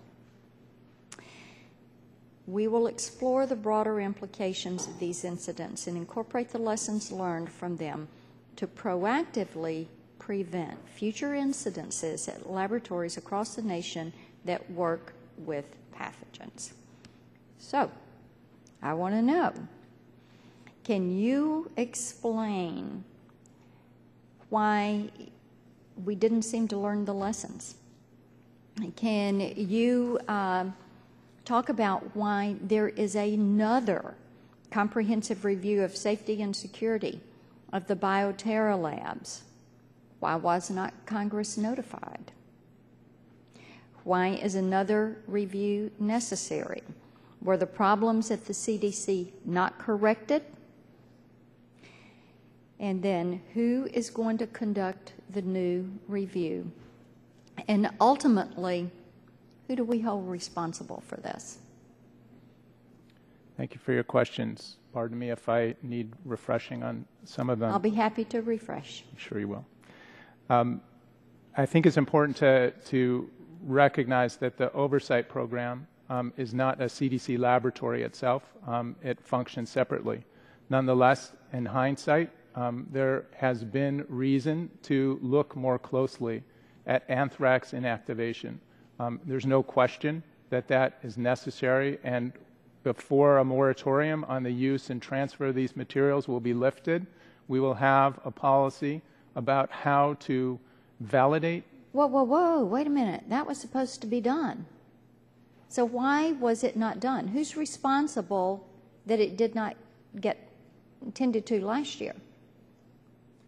The work of a complex laboratory, a microbiological laboratory, has thousands of procedures and potential vulnerabilities. So you're saying no one person is in charge, that it's done by committee? No, I'm saying that the current nature of the Federal Select Agent Program is one of setting broad standards to achieve high laboratory performance, but does not review each individual specific procedure at each entity. Well, do the procedures call for notifying Congress? I'm sorry? Do the procedures call for notifying Congress if you need to do a review, if you have another incident? So that's not a part of your your business processes. I apologize if Congress was not notified regarding the review that Dr. Frieden requested we take internally of the Federal Select Agent Program at CDC. That review is not a review of CDC labs and procedures. That is a review of what opportunities we have to improve the Oversight program. This way. Going back to his testimony, where he says that it never should have happened, lack of adequate procedures, totally unacceptable, going to put the processes in place and incorporate the lessons learned. Was this not done last year? Many things were done. This was not addressed. So it was not addressed. That's the answer that I wanted, a yes or no. Either it was done or it was not done. And that is what we want to know. And see, this is part of what is so frustrating to the taxpayers who are footing the bill for this, because you all feel like you have immunity, if you will, and you don't have to move forward and do the job because you have a continuing appropriation. You just don't do the job until it's convenient. Congressman, I don't So you believe mess that's up true. once, you mess up twice, you mess up 86 times, and it's no skin off your back. Because nobody's responsible, because you operate by committee, because we ask you to do something and report back to us. What do? Sit around and go, oh, well, we'll get around to it later? Maybe we need to give you a round to it and have you go get the job done. Perhaps I'm misunderstanding. The fact that we are having to have another hearing and look at this is something that is frustrating. You should realize once that there was a mistake and immediately move forward to correct the procedures and the policies, and then should change the way that things are done. And I know I'm running out of time. I will yield back the balance of my time. I do think it's important to clarify that the CDC error with anthrax was addressed. It was a different situation. What I did acknowledge is that as the Federal Select Agent Program, with anthrax, with inactivation, in hindsight, we should have and we will address inactivation procedures before that is used again. I'm sure you can understand. We've heard that before. Absolutely understand. Ms. Cassidy, recognized for 5 minutes. Oops. Thank you, Mr. Chairman. Regarding the DOD review of the Dugway incident and the science surrounding inactivation protocols, The DoD review concluded that one of the root causes of the Dugway incident was scientific uncertainty about the process of inactivating anthrax spores. The review stated that this uncertainty led to the creation of protocols that do not completely or permanently inactivate anthrax spores. And although this incident only recently raised questions about the inadequacy of these procedures, the department knew of this uncertainty for quite a while. So, Dr. Hassel, if the department was aware of the potential inadequacy of the inactivation process using gamma irradiation, why didn't the department have better verification procedures to ensure the spores were properly inactivated before shipping them? So that's a good question because it really separates. There were two issues involved. One was the inactivation was ineffective, and then the other one was that the viability testing didn't catch the fact that the first was not 100% effective. Regarding the inactivation, there's several scientific publications and peer-reviewed journals in the scientific literature that have shown different, what we call death curves for killing anthrax. What we need to do now is to try to pull all those together, get a consensus view of those, work with a body of subject matter experts, work in consensus with CDC, and try to figure out what bounds that. But why didn't you do that before, if the department knew of this uncertainty for a while? It appears that was somewhat localized, that it wasn't universally acknowledged. Well, each individual laboratory set its own standards. And so this wasn't raised up to a central body internally. Now that was not acceptable. Those standards were not acceptable. It was not acceptable, and going forward, it will have to be done in concert. So is the DoD reviewing all of its protocols and procedures to ensure that there are not similar gaps in the scientific literature for the inactivation of other dangerous toxins and pathogens? We will be doing that, definitely. So you're doing that for anthrax and for other toxins? Right. We're going to see if there's any lessons learned from that we can then apply across the board. How confident are you that people are going to take that seriously? There are gaps in science, there are discrepancies. How will you come to reconcile? Certainly you would err on the side of safety. Yes, ma'am, absolutely. But take us through what is going to happen specifically in that review. Well, anthrax is particularly hard to kill, so that we're taking on the biggest challenge up front. So that should give us our biggest challenges both in the activation and on this viability testing afterwards. Things that we learn from both of those we will then take forward and when there's apply a difference of opinion, who is going to be the responsible party that where we can go back and say, wow, we had this hearing, the DoD said and other agencies said we will address these gaps. If and when we have to have another hearing, who is it that we will identify, or if you could provide that to the committee, because there is this problem with no personal accountability. Don't you agree? Yes, ma'am. And the second part of this investigation, they'll be looking at the accountability. We will have some of those people identified, and we'll certainly provide that to the committee. Thank you. I'd like to turn to Dr. Sosen to ask some questions about the CDC's role in overseeing the Select Agent Program. Dr. Sosen, why is there such variation across labs as to how they inactivate anthrax? Thank you for your question. As mentioned earlier, there are a variety of needs for materials that come from dead anthrax, and the laboratories, some research, some production for proficiency testing of labs, et cetera, have different roles and purposes as well. So CDC historically has required a validated procedure, either published and followed or validated within that laboratory, and proof of sterility testing.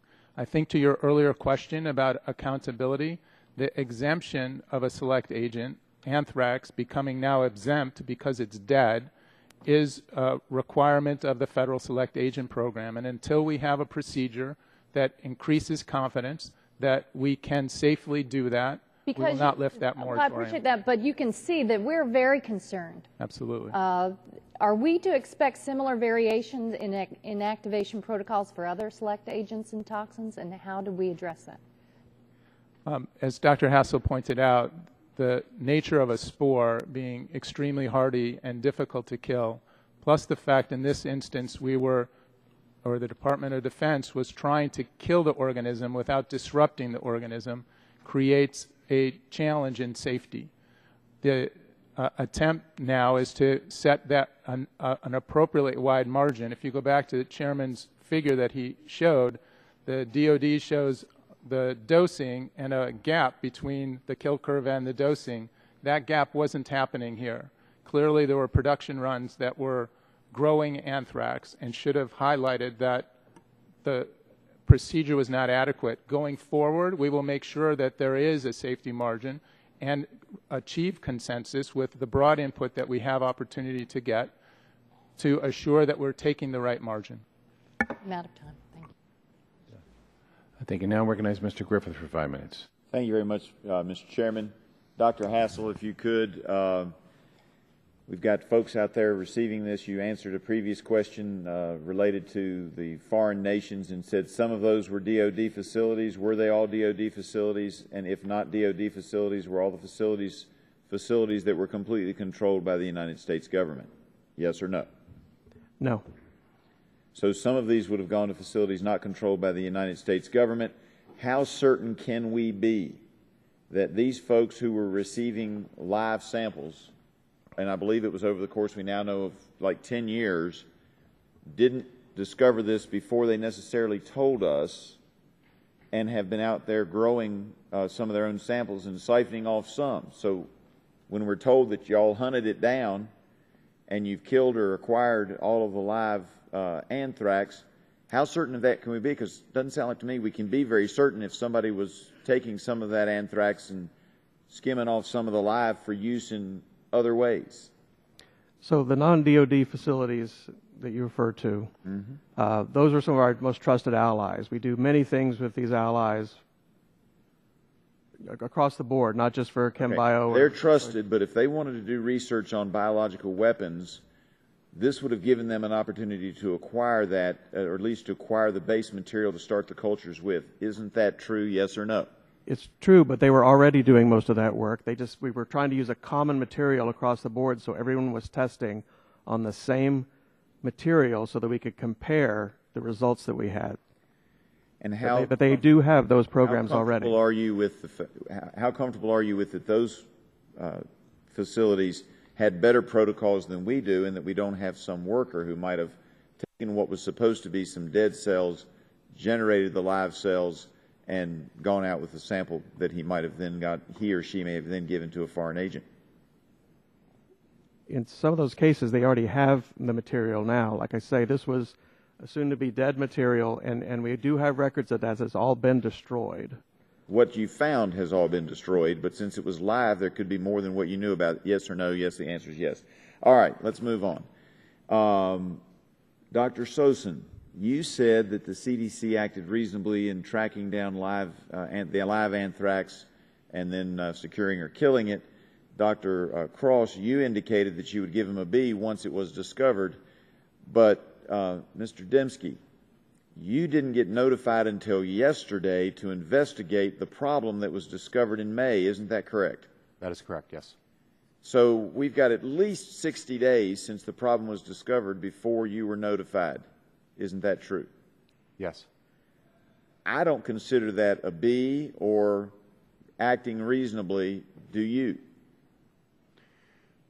Well, we're not at the front lines of an emergent situation. That would have to go to the FDA and with the scientists of the CDC. So it is normal for CDC to do investigative work on its own before it would refer a matter to us, and that actually helps us because the evidence is more developed when we receive it. So you think 60 days is reasonable before you're notified to do your investigation?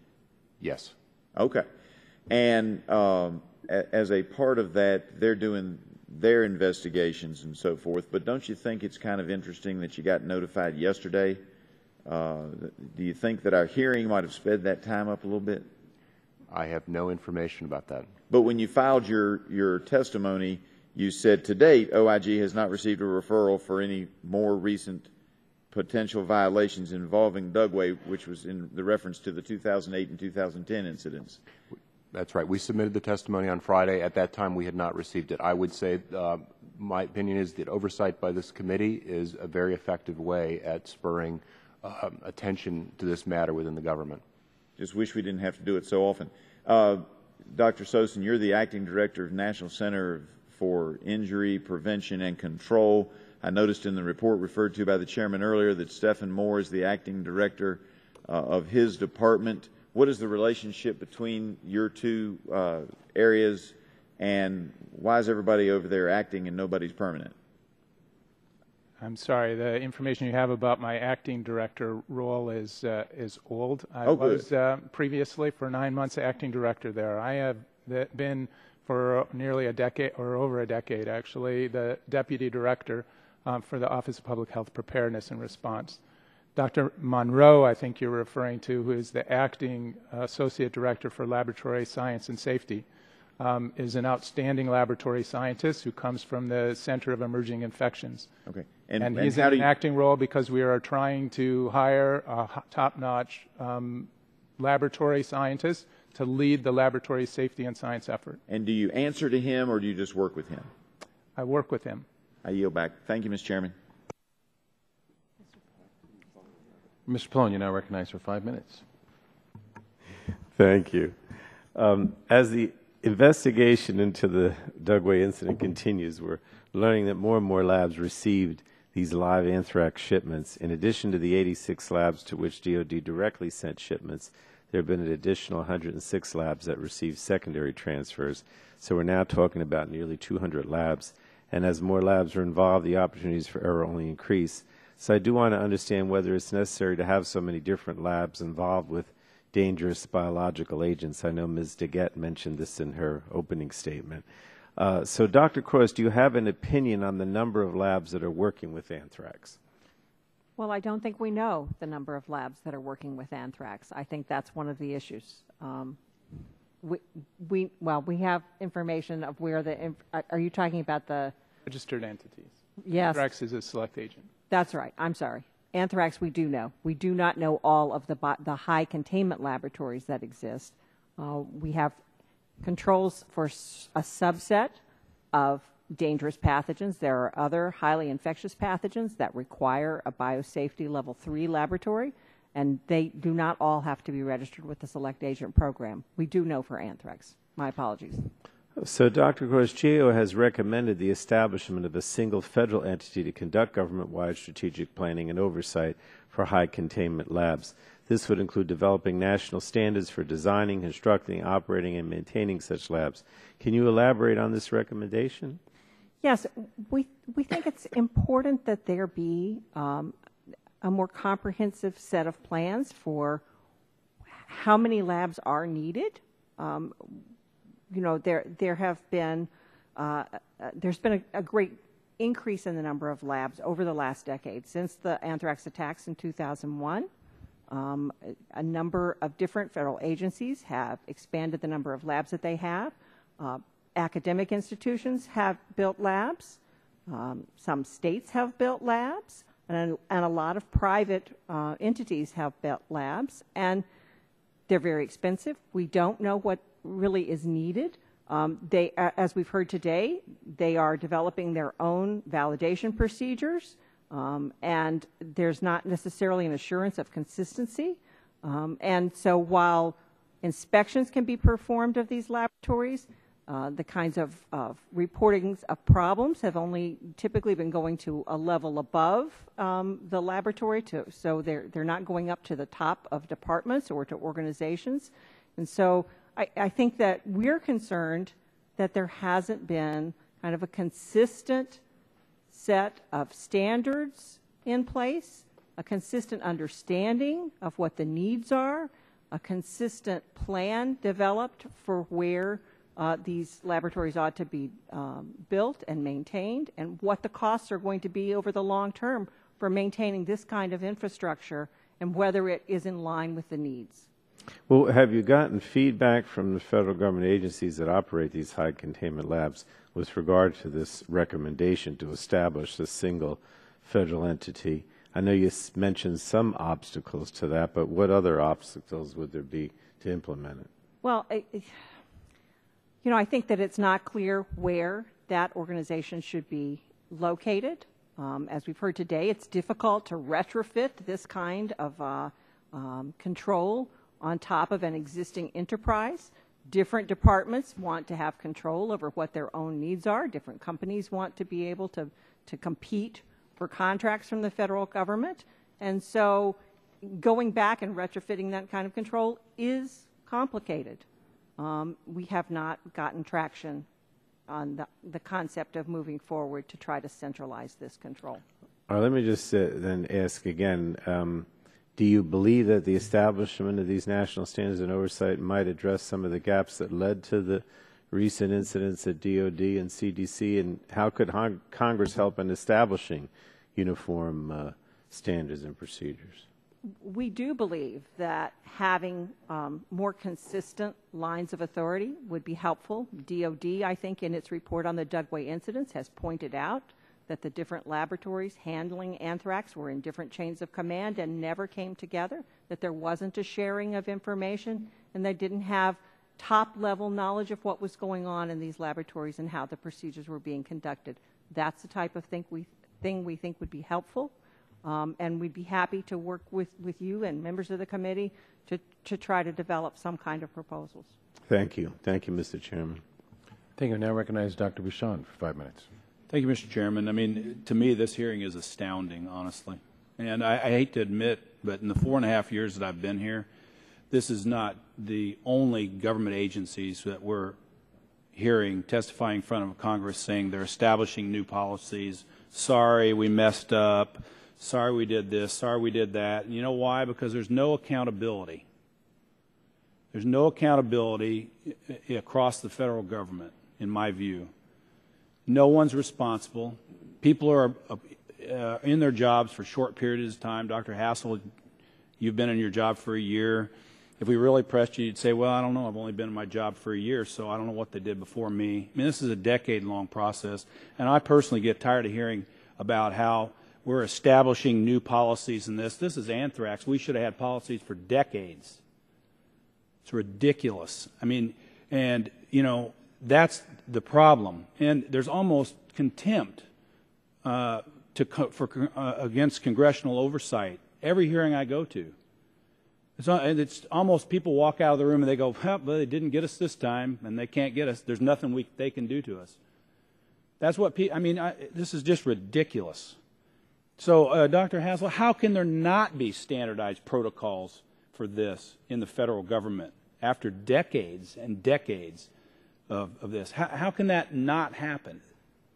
I mean, that's just the question I have. How can Dr. Hassel, how could you made the statement there? You know, we're standardizing how we deal with this. How can it not be standardized? So I can answer for DOD. Part of it was noted earlier that the different chains of command has been one of the fundamental problems here, because each laboratory reports up to a different chain. They meet too high up in the organization. So, yes, I've been in place for a year, but I take this very personally. I'm not criticizing you. I'm just saying, but I'm saying in fairness, you've only been there a year. You're right. You can't be accountable for what happened 10 years ago. I agree with you. But I own it now.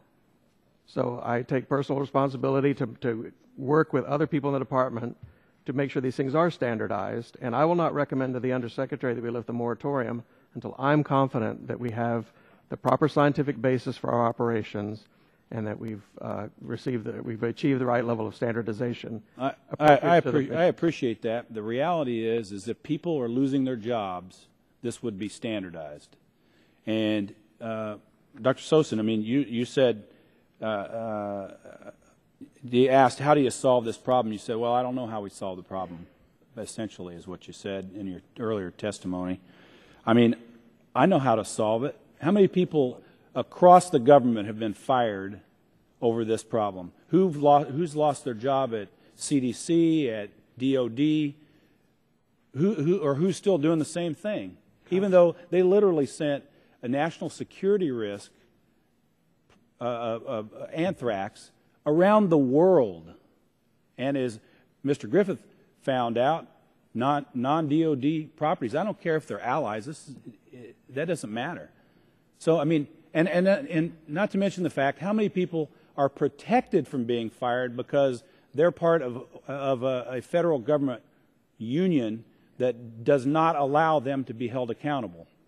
I want to know answers. I would love to have you come visit CDC and see how accountable the scientists and professional staff are at CDC. We take this incredibly seriously. Not saying that you don't, but who's lost their regulations job? and Who rules. lost their job? There are regulations and rules around the use and transfer of anthrax, live anthrax. This particular incident was about an exempted material, which was not considered a select agent, and new actions will be taken to address it. Yeah, what, you're going to put in some more policies, or what? I mean, what by action? What do you mean? So that means, for example, for me, it means what it means to me is the people responsible for doing this lose their job. For example, before a material can be considered killed, we need to have a validated procedure with in the lab experience. But how? So my question: how come you haven't had that? In hindsight, we should have had it. I've acknowledged that in hindsight, with this organism and the vulnerability here, we should have done this before. I mean, the reality, I mean, the federal government hasn't known what constitutes dead anthrax until this came up. I mean, I just don't. The reliance has been on sterility testing. Why there's a problem? Testing the material in the laboratory to see if there is growth. And that process, in this instance, failed. Okay, I yield back, Mr. Chairman. Thank you. Now recognize Mr. Flores for 5 minutes. Okay. Thank you, Mr. Chairman. It's unfortunate we have to have another hearing, another oversight hearing like this. You know, continuing along the theme that Dr. Bouchon raised, there was a quote in USA Today in the article that came out yesterday that says, the root cause of all this is a lack of accountability. Incidents don't get reported and consequences don't occur. And I think that many of us have expressed that frustration, not only in the agencies represented here, the two agencies that are subject to the problems, but across the government. In the VA, for instance, it has allowed for cover-ups on waiting lists, and only 3 people have been fired in the VA. 300,000 people in the VA, and only 3 have been fired. And it gets back to one of the root causes. It's too hard to fire a federal union employee. So, Dr. Hassel, of the individuals at the Dugway Proving Ground, what are the percentage of uniform versus civilian at that facility? I don't have the information, sir. I can get it to you. It's mostly civilian. And of the civilian, what percentage are unionized? I'm not sure. Oh, I'd appreciate if you could get us responses for both of those. And if that's the case, have you taken action against any of those employees, any civilian employee or any uniform employee? To date, no. Okay. There is an investigation that's starting up to look into this. If we do take action, we want to make sure that it's taken at the right place, to make sure that the person who's truly accountable is held accountable. Well, that's all real nice, but how many mistakes are happening right now because there's no accountability? I mean, do you know today that we're not shipping other live agents around right now? Do you know that? How can you know? As we pointed out, that just because the anthrax itself is so hard to kill and presents such a challenge, that's been stopped. So that, I can assure you, is not happening. Okay, anything else? I mean, what's the next one, though? What's the... Where are the other vulnerabilities? I mean, we had Ebola last year, not from you, but from the CDC. I mean, Dr. Sosin, I mean, how can you be sure that we don't have any other incidents like this going on right today? Certainty is hard to provide. As we understand the organism and the process of assuring its sterility, there's no evidence that these materials that are presumed inactivated are not inactivated. We've seen no evidence of a signal event, growth, or disease or injury. That doesn't mean we don't take this seriously and we don't consider whether additional procedures need to be implemented on inactivation of select agents. This is certainly going on now with respect to anthrax and will apply and will be considered in a broader context for other select agents. Just for the committee's sake, walk through the ownership of the different elements of the federal select agent process as respects your two agencies. Can you tell me who owns what part? And I've just got a minute, so can you just give me the highlights, Dr. Sosen? Well, I can tell you what parts do you own, and then where do you hand off to? The Federal Select Agent Program is an oversight program. Mm-hmm. So the main activities that are involved, the improvements that have been made through the execution of this program over the last 12 years, include screening and assessing facilities and staff for their suitability to work with anthrax. That means the facility, as an appropriate facility, has good laboratory practice and has appropriate role to work with that material. It also includes the FBI's review of personnel reliability of all of those who will be using it. Includes a set of requirements to elevate biosafety and biosecurity, inventory management, access controls, those kinds of measures. And it includes a process and an ability to detect and respond, including the notification of jurisdictions that have these facilities in sight, including what we did here with the anthrax response, being able to go in and investigate, identify whether people are at risk, secure the samples, and look into what caused them. And this process involves not only private sector institutions as well as public sector institutions. Is that correct? That's correct, for the select agents. Where are you finding the best practices coming from today? I mean, Dr. Hassel was talking about going to the private sector to find best practices. So, Dr. Hassel, where are we finding the best practices today? Private sector or public sector? It's a combination of both. I'm just saying we're going to go look at the private sector. That often doesn't happen in government as a first reaction. The Department of Defense. Yeah, the Department of Defense, the Centers for Disease Control, the NIH, these are outstanding facilities that are doing cutting-edge critical work, which has some risk. These are places where best practices and not best practices will occur because of the broad range of practices that do occur. Okay. I have additional questions. I'll submit them for the record later on. Thank you, Mr. Chair. Thank you. And the gentleman from Oklahoma, Mr. Mullins, is recognized for 5 minutes. Thank you, Mr. Chairman.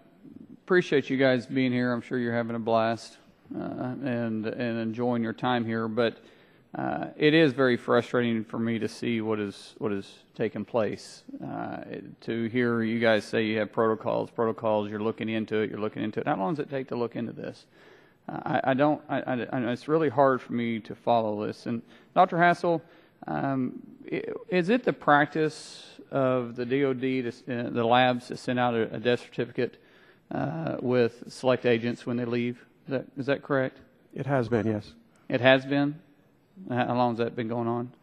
I believe I apologize, I'm not sure when the death, the what kind of information is on that death certificate? The one that's similar to this one right here. I'm not sure how long that's been part of the process. We've been looking at just the overall activation.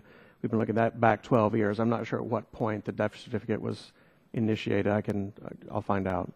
Well, this dates back to 5 years ago. So we know it's been going on for at least 5 years, right? Then why is it that the private lab that found the active anthrax, why didn't it have a death certificate with it? Because when it was originally tested, they didn't see growth. One of the things we're looking into... But if it's shipped out, you just said that it's the practice of DOD with any shipment that's leaving to have a death certificate. Why wasn't there one that was shipped to a private lab? Oh, I'm sorry. So for that particular operation, we were sending out blind tests. People were seeing whether or not they could anthrax detect. In it? It was a suite to see if people could detect the presence of these. This was to identify some new performers. We knowingly shipped live anthrax. I'm sorry, say again? Well, you said you was shipping it to them to see if they could find it. It didn't have a death certificate, so I'm assuming you knowingly shipped live anthrax to this private lab. No. Because it didn't have a death certificate with it. No, we did not provide the certificate because that would have indicated what the agent was. We did not knowingly ship live agent. Absolutely not. Did we just did not the include shipment the then have at your place or some other place a death certificate? Yes. Who produced the death certificate? The originator at Dugway. And what was the test that was performed to show that it was dead, and what is the difference between the tests at the private lab showed that it was live? They were very similar. And well, they my couldn't colleague here be, could one answer showed the difference. It dead, one showed it live. Well, that's what we're looking at, because one of the key differentiators between what So who's Dugway responsible did. for that? Is that Dr. Sosin? Is that his group? Who's responsible for showing that it was the procedures to find out that it's dead? Going forward, we're going to adopt the No. CDC Who's procedure. responsible for it at the time? Not going forward. Who's responsible for it at the time? If it wasn't your group, Dugway. Dr. Hassel, whose group was it? It was Dugway.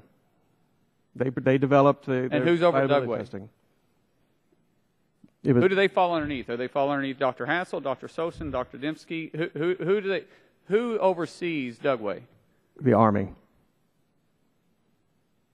Okay, narrow it down for me here. Help me figure out who is responsible. Who's the chain of command that's responsible for the death certificate, for the procedures to show that the agent's leaving is truly dead?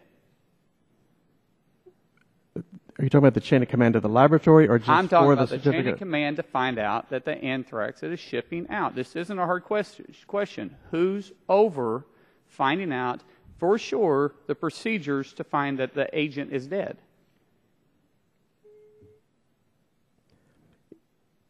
It would be the. You don't know. It would be the scientist at Dugway. Dr. Sosin, can you answer that question? I can't answer. Dr. Dembski, can you answer that question?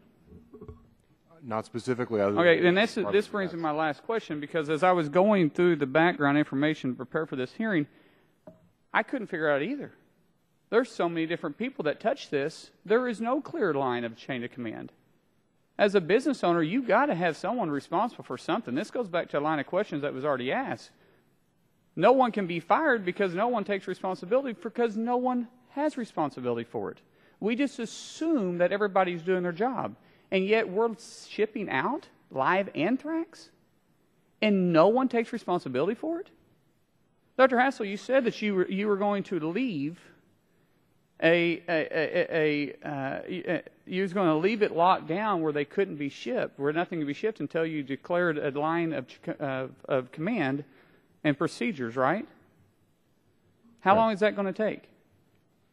It's going to take a minimum of 6 months, we believe. A minimum? If you could just find out all the players in it, you ought to be able to lay it out and put somebody in charge to oversee it. I'm sorry, I was referring more just to put the procedures, the scientific studies that need to identify the gaps. My point that I'm getting to is, we had live anthrax shipped out. No one takes responsibility for it. When I ask the question to find out who's responsible for it, no one can answer it. I think we've identified the problem. It's time for someone to take responsibility. Yes, Thank you, Mr. Chairman. I yield back. Thank you. And we have Collins from New York for 5 minutes. Thank you, Mr. Chairman. And maybe I should help us all step back a second. Clearly, a bacteria-grown agent such as anthrax or C. diff with spores, completely different than a virus, right? Easy to kill a virus. So part of the concern I've heard as one of the last questioners is we know there's a lot of biological agents, a lot of potential weapon issues going on. And I think the concern of the committee is if we had this with anthrax, might we have it with something else, like SARS, like smallpox, like whatever? But that's where maybe, not to give you suggestions in your testimony, you might want to help the committee differentiate bacteria from virus, just to give them the confidence level there's a different ballgame going on. Now, when you use radiation because you're trying to penetrate the spore, correct? You want to penetrate the spore, which is very hard. So the way that you prove it's dead, the death certificate, is you take a sample and put it in culture and try to grow it, correct? You really didn't make that real clear here. I'm guessing the problem is they put it in culture for a month, and it should have been in culture for 6 months. Is that safe to assume that they just didn't run the culture test long enough? We can't identify for certain whether that was an issue, but it is a possibility. Anthrax grows in culture within 2 days, generally. So it's no, but it can last 6 months. And this is where you take something like anthrax or C. diff, which is a spore. It can pop up in 5 months' time. It can survive as a spore. That's correct. So if it's surviving as a spore for 5 months, and somebody is creating a death certificate after 2 months, they're saying it's dead. I'm sorry, Congressman. When you put a spore in a fertile environment, it germinates and grows. Right. And that, with anthrax, happens within 48 hours, generally within 24 hours. So in a fertile environment, you would expect to see that growth.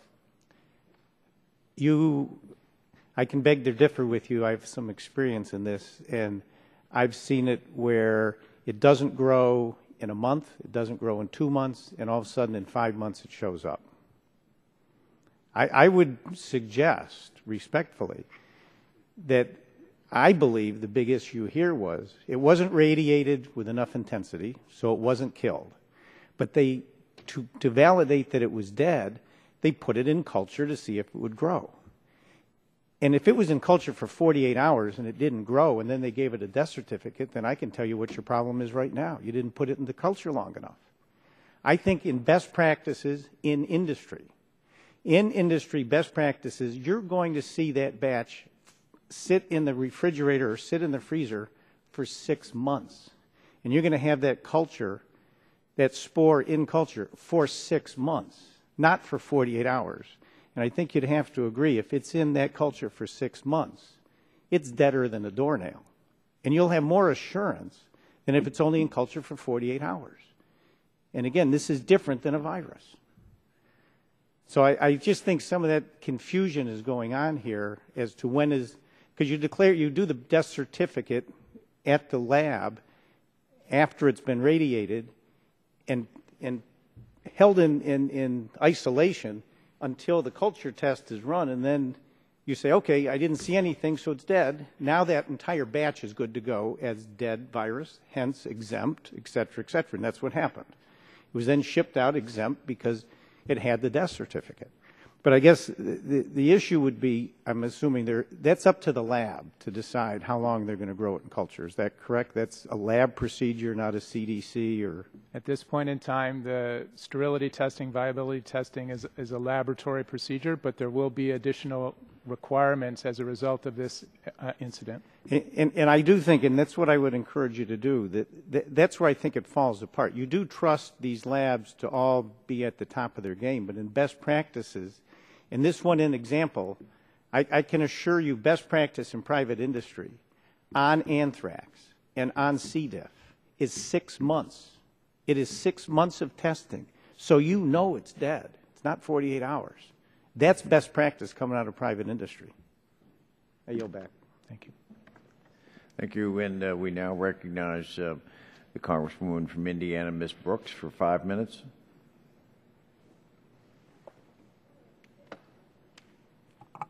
Thank you, Mr. Chairman, and thank you for holding this important hearing.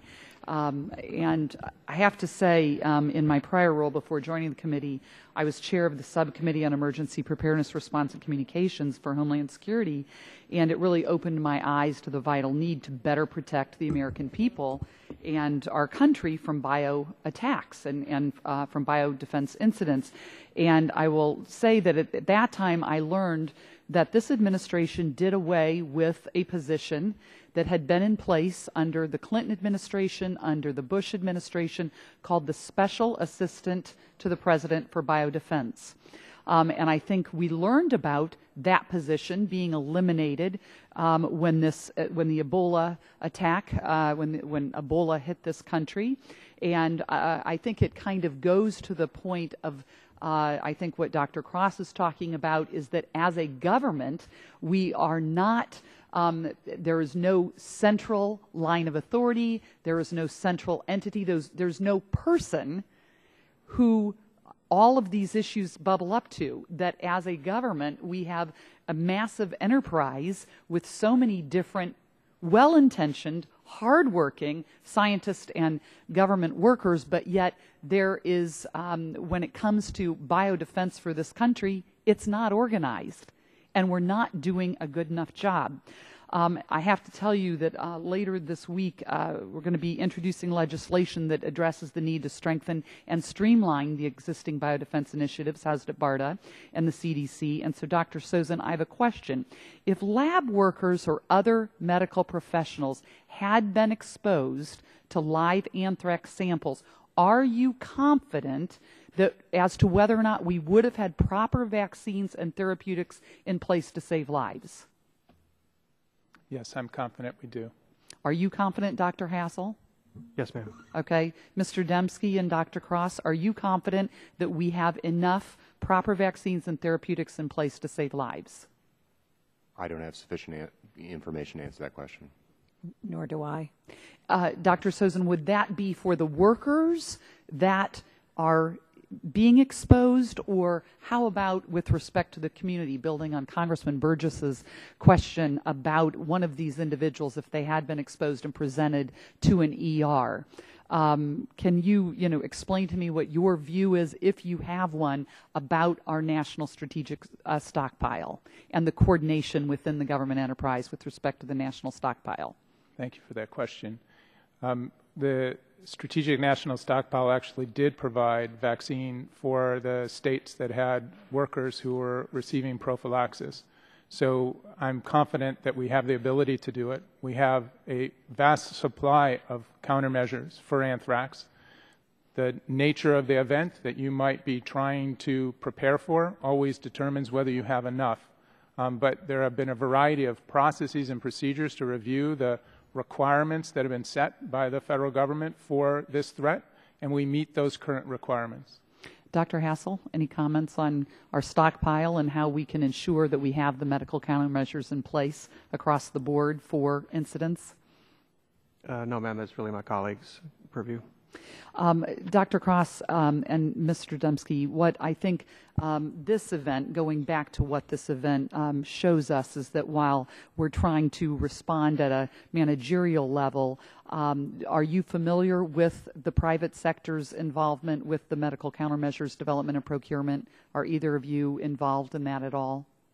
I have done some past work looking at, for example, how the federal government has built flexible manufacturing facilities to be able to respond, and those are private sector entities. Mr. Dembski? I'm sorry, I have nothing to add. Okay.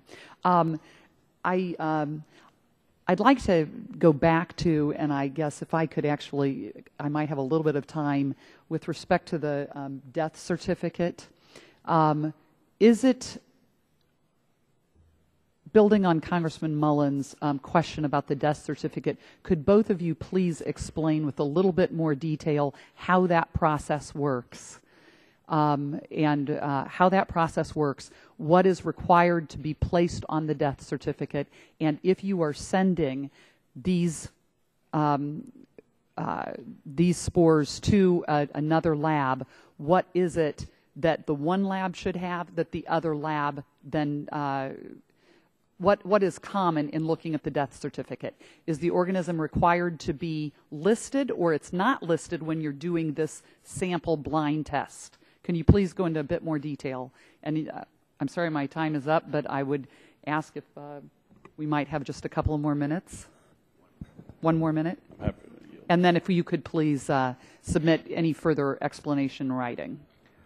So that might be, if I may, we could submit a more fuller explanation of how that's used. I will say, though, we're considering not using the death certificates in our current operation. At least we're reevaluating that because it may send the wrong message.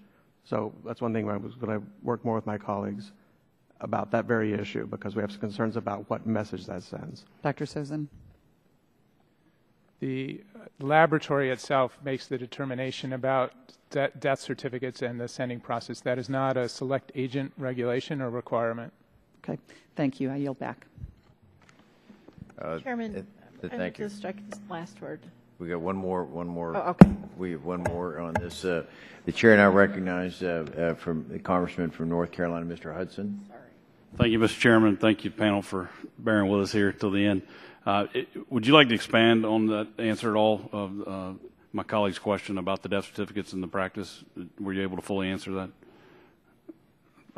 that? For myself, I need to get some more detail on that and give a a better answer to that for all three of you that were interested in that issue. Okay. Offer you some time if you got anything else. No, I know that CDC does issue a death certificate with materials that inactivated materials that it sends out on the occasions when it needs to.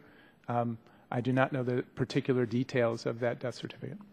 Well, I'd appreciate if you would follow up with that, because my understanding is DOD in particular is common practice to send a death certificate even when you're doing this sort of blind sample, and in this case it wasn't sent until much later. So we'd love to see a little more thorough answer on that. So thank you for that. Overall, if anyone on the panel wants to, I'm trying to grasp just the mission of the Federal Select Agent Program, your understanding of the mission of the program, and do you think it's being fulfilled? I'd open that up to anybody. Well, clearly the incidents that you've seen are serious, are the kinds of indicators that we need to do more. And I think the important message from us is that over the history of this program, since the regulations, the authorization in 2002 and the new regs in 2003, this program has continued to receive input and advice from a broad spectrum, which is needed. Advice from Congress, advice from the public, advice from federal and non-federal entities to improve the program. And the program has changed and improved over time. That said, this incident and these incidents have elevated the importance of some procedures requiring more direct oversight and review, and we will address that. So there is a broad question, many of those questions about BSL-3 that are not select agent, questions about how many labs. These are important, critical policy questions. Congress has an important role to play in them. The federal interagency has an important role to play in them. CDC will contribute to the debate about the pros and cons of the different approaches. But when consensus is achieved or direction is given, we will follow those directions. So in your opinion, the mission is worthy and salvageable, I guess, to try and use layman's terms? Absolutely. Okay. We're committed to this work. Dr. Hassel, Dugway's had problems in the past, continues to have problems. It's been referenced plenty of times here today. I mean, just in summation, how does this continue to keep happening, and how do you see us getting out of this cycle? So I mentioned earlier that this falls under the Army, so speaking on their behalf, I can tell you that the Army takes this very seriously at the highest level. Now that's something, it sounds easy to say, but I can assure you in my interactions with them, this is taken very personally and very seriously at the highest level. So the Secretary of the Army on down is taking action on this. They're going to look at issues specific to Dugway, but not limiting it to that, looking at the chain of command across the board. And it's not just so that this could be a better reporting chain up, but there may be opportunities that arise from this for better interaction across from them. The laboratory at USAMRIID, for example, may have some capabilities that perhaps the organizational structure was preventing their free flow of information. I'm not sure that's the case, but I'm hoping that's some of the outfall from this. Just getting all the laboratories working better together, standardizing where it's appropriate, and then moving forward. Well, I appreciate that. I guess I would offer this up to the GAO, OIG. What existing tools does CDC have that it's currently not using that would allow it to better oversee and take corrective actions against labs that commit violations? Either one of you. Well, we have a concern that the reporting when incidents occur is really just to one level up from the laboratory, and that more senior management in an organization is not necessarily informed, that the select agent program is really focused, on within that laboratory, but not necessarily ensuring that accountability up the chain of command over that laboratory is occurring. We also are just undertaking work at the request of this committee to look at inactivation procedures and the extent to which there are scientific questions for how that should be done, where there are best practices, what types of methods are being used, how that information is shared, what the current scientific issues are, and how the methods are validated, and whether that information is being shared across this enterprise. And that's a concern that clearly labs have been operating on their own and the information has not been being shared across the enterprise. I appreciate that. Mr. Chairman, I'm out of time. If you wouldn't mind maybe answering in writing, if you have just a summary of some of the tools, I'd appreciate your testimony as well. Thank you, Mr. Chairman. I yield. Thank you. And before we conclude, I think Ranking Member DeGette, you had a question? Yeah, thank you. Thank you, Mr. Chairman. I just wanted to thank the witnesses for coming and also relay a conversation I had with Chairman Murphy, which is I'm really urging him to have a hearing later this fall towards the end of the year after you all have figured out what your improvements in the standardization and the oversight are going to be. What I have found during my many years on this committee is when we have some crisis like this, the witnesses come in, they say we need to do better. OIG and GAO come in and say there's things that can be done, and then another year goes by and we have another breach. So I've urged the chairman, and I think he's in agreement, to really hold your feet to the fire to make sure that these improvements, these gaps that you've identified are filled, that the standards and the coordination are, the plans are completed. And I believe he will have that hearing, and I think on both sides of the aisle we would agree that needs to be done. Thank you very much. And I would also ask, hopefully when we talk to him, that we also have some accountability. We've heard several of the questions have been about how many people are going to lose their job over having failed over the last 10 years on this. So I think that's something we're going to be looking for, is to see how many people have lost their job as a result of this, and accountability. So with that, in conclusion, I'd like to thank all the witnesses and the members that participated in today's hearing. I remind members that they have 10 business days to submit questions for the record, and I ask that all witnesses all agree to respond promptly to those questions. And with that, the subcommittee is adjourned.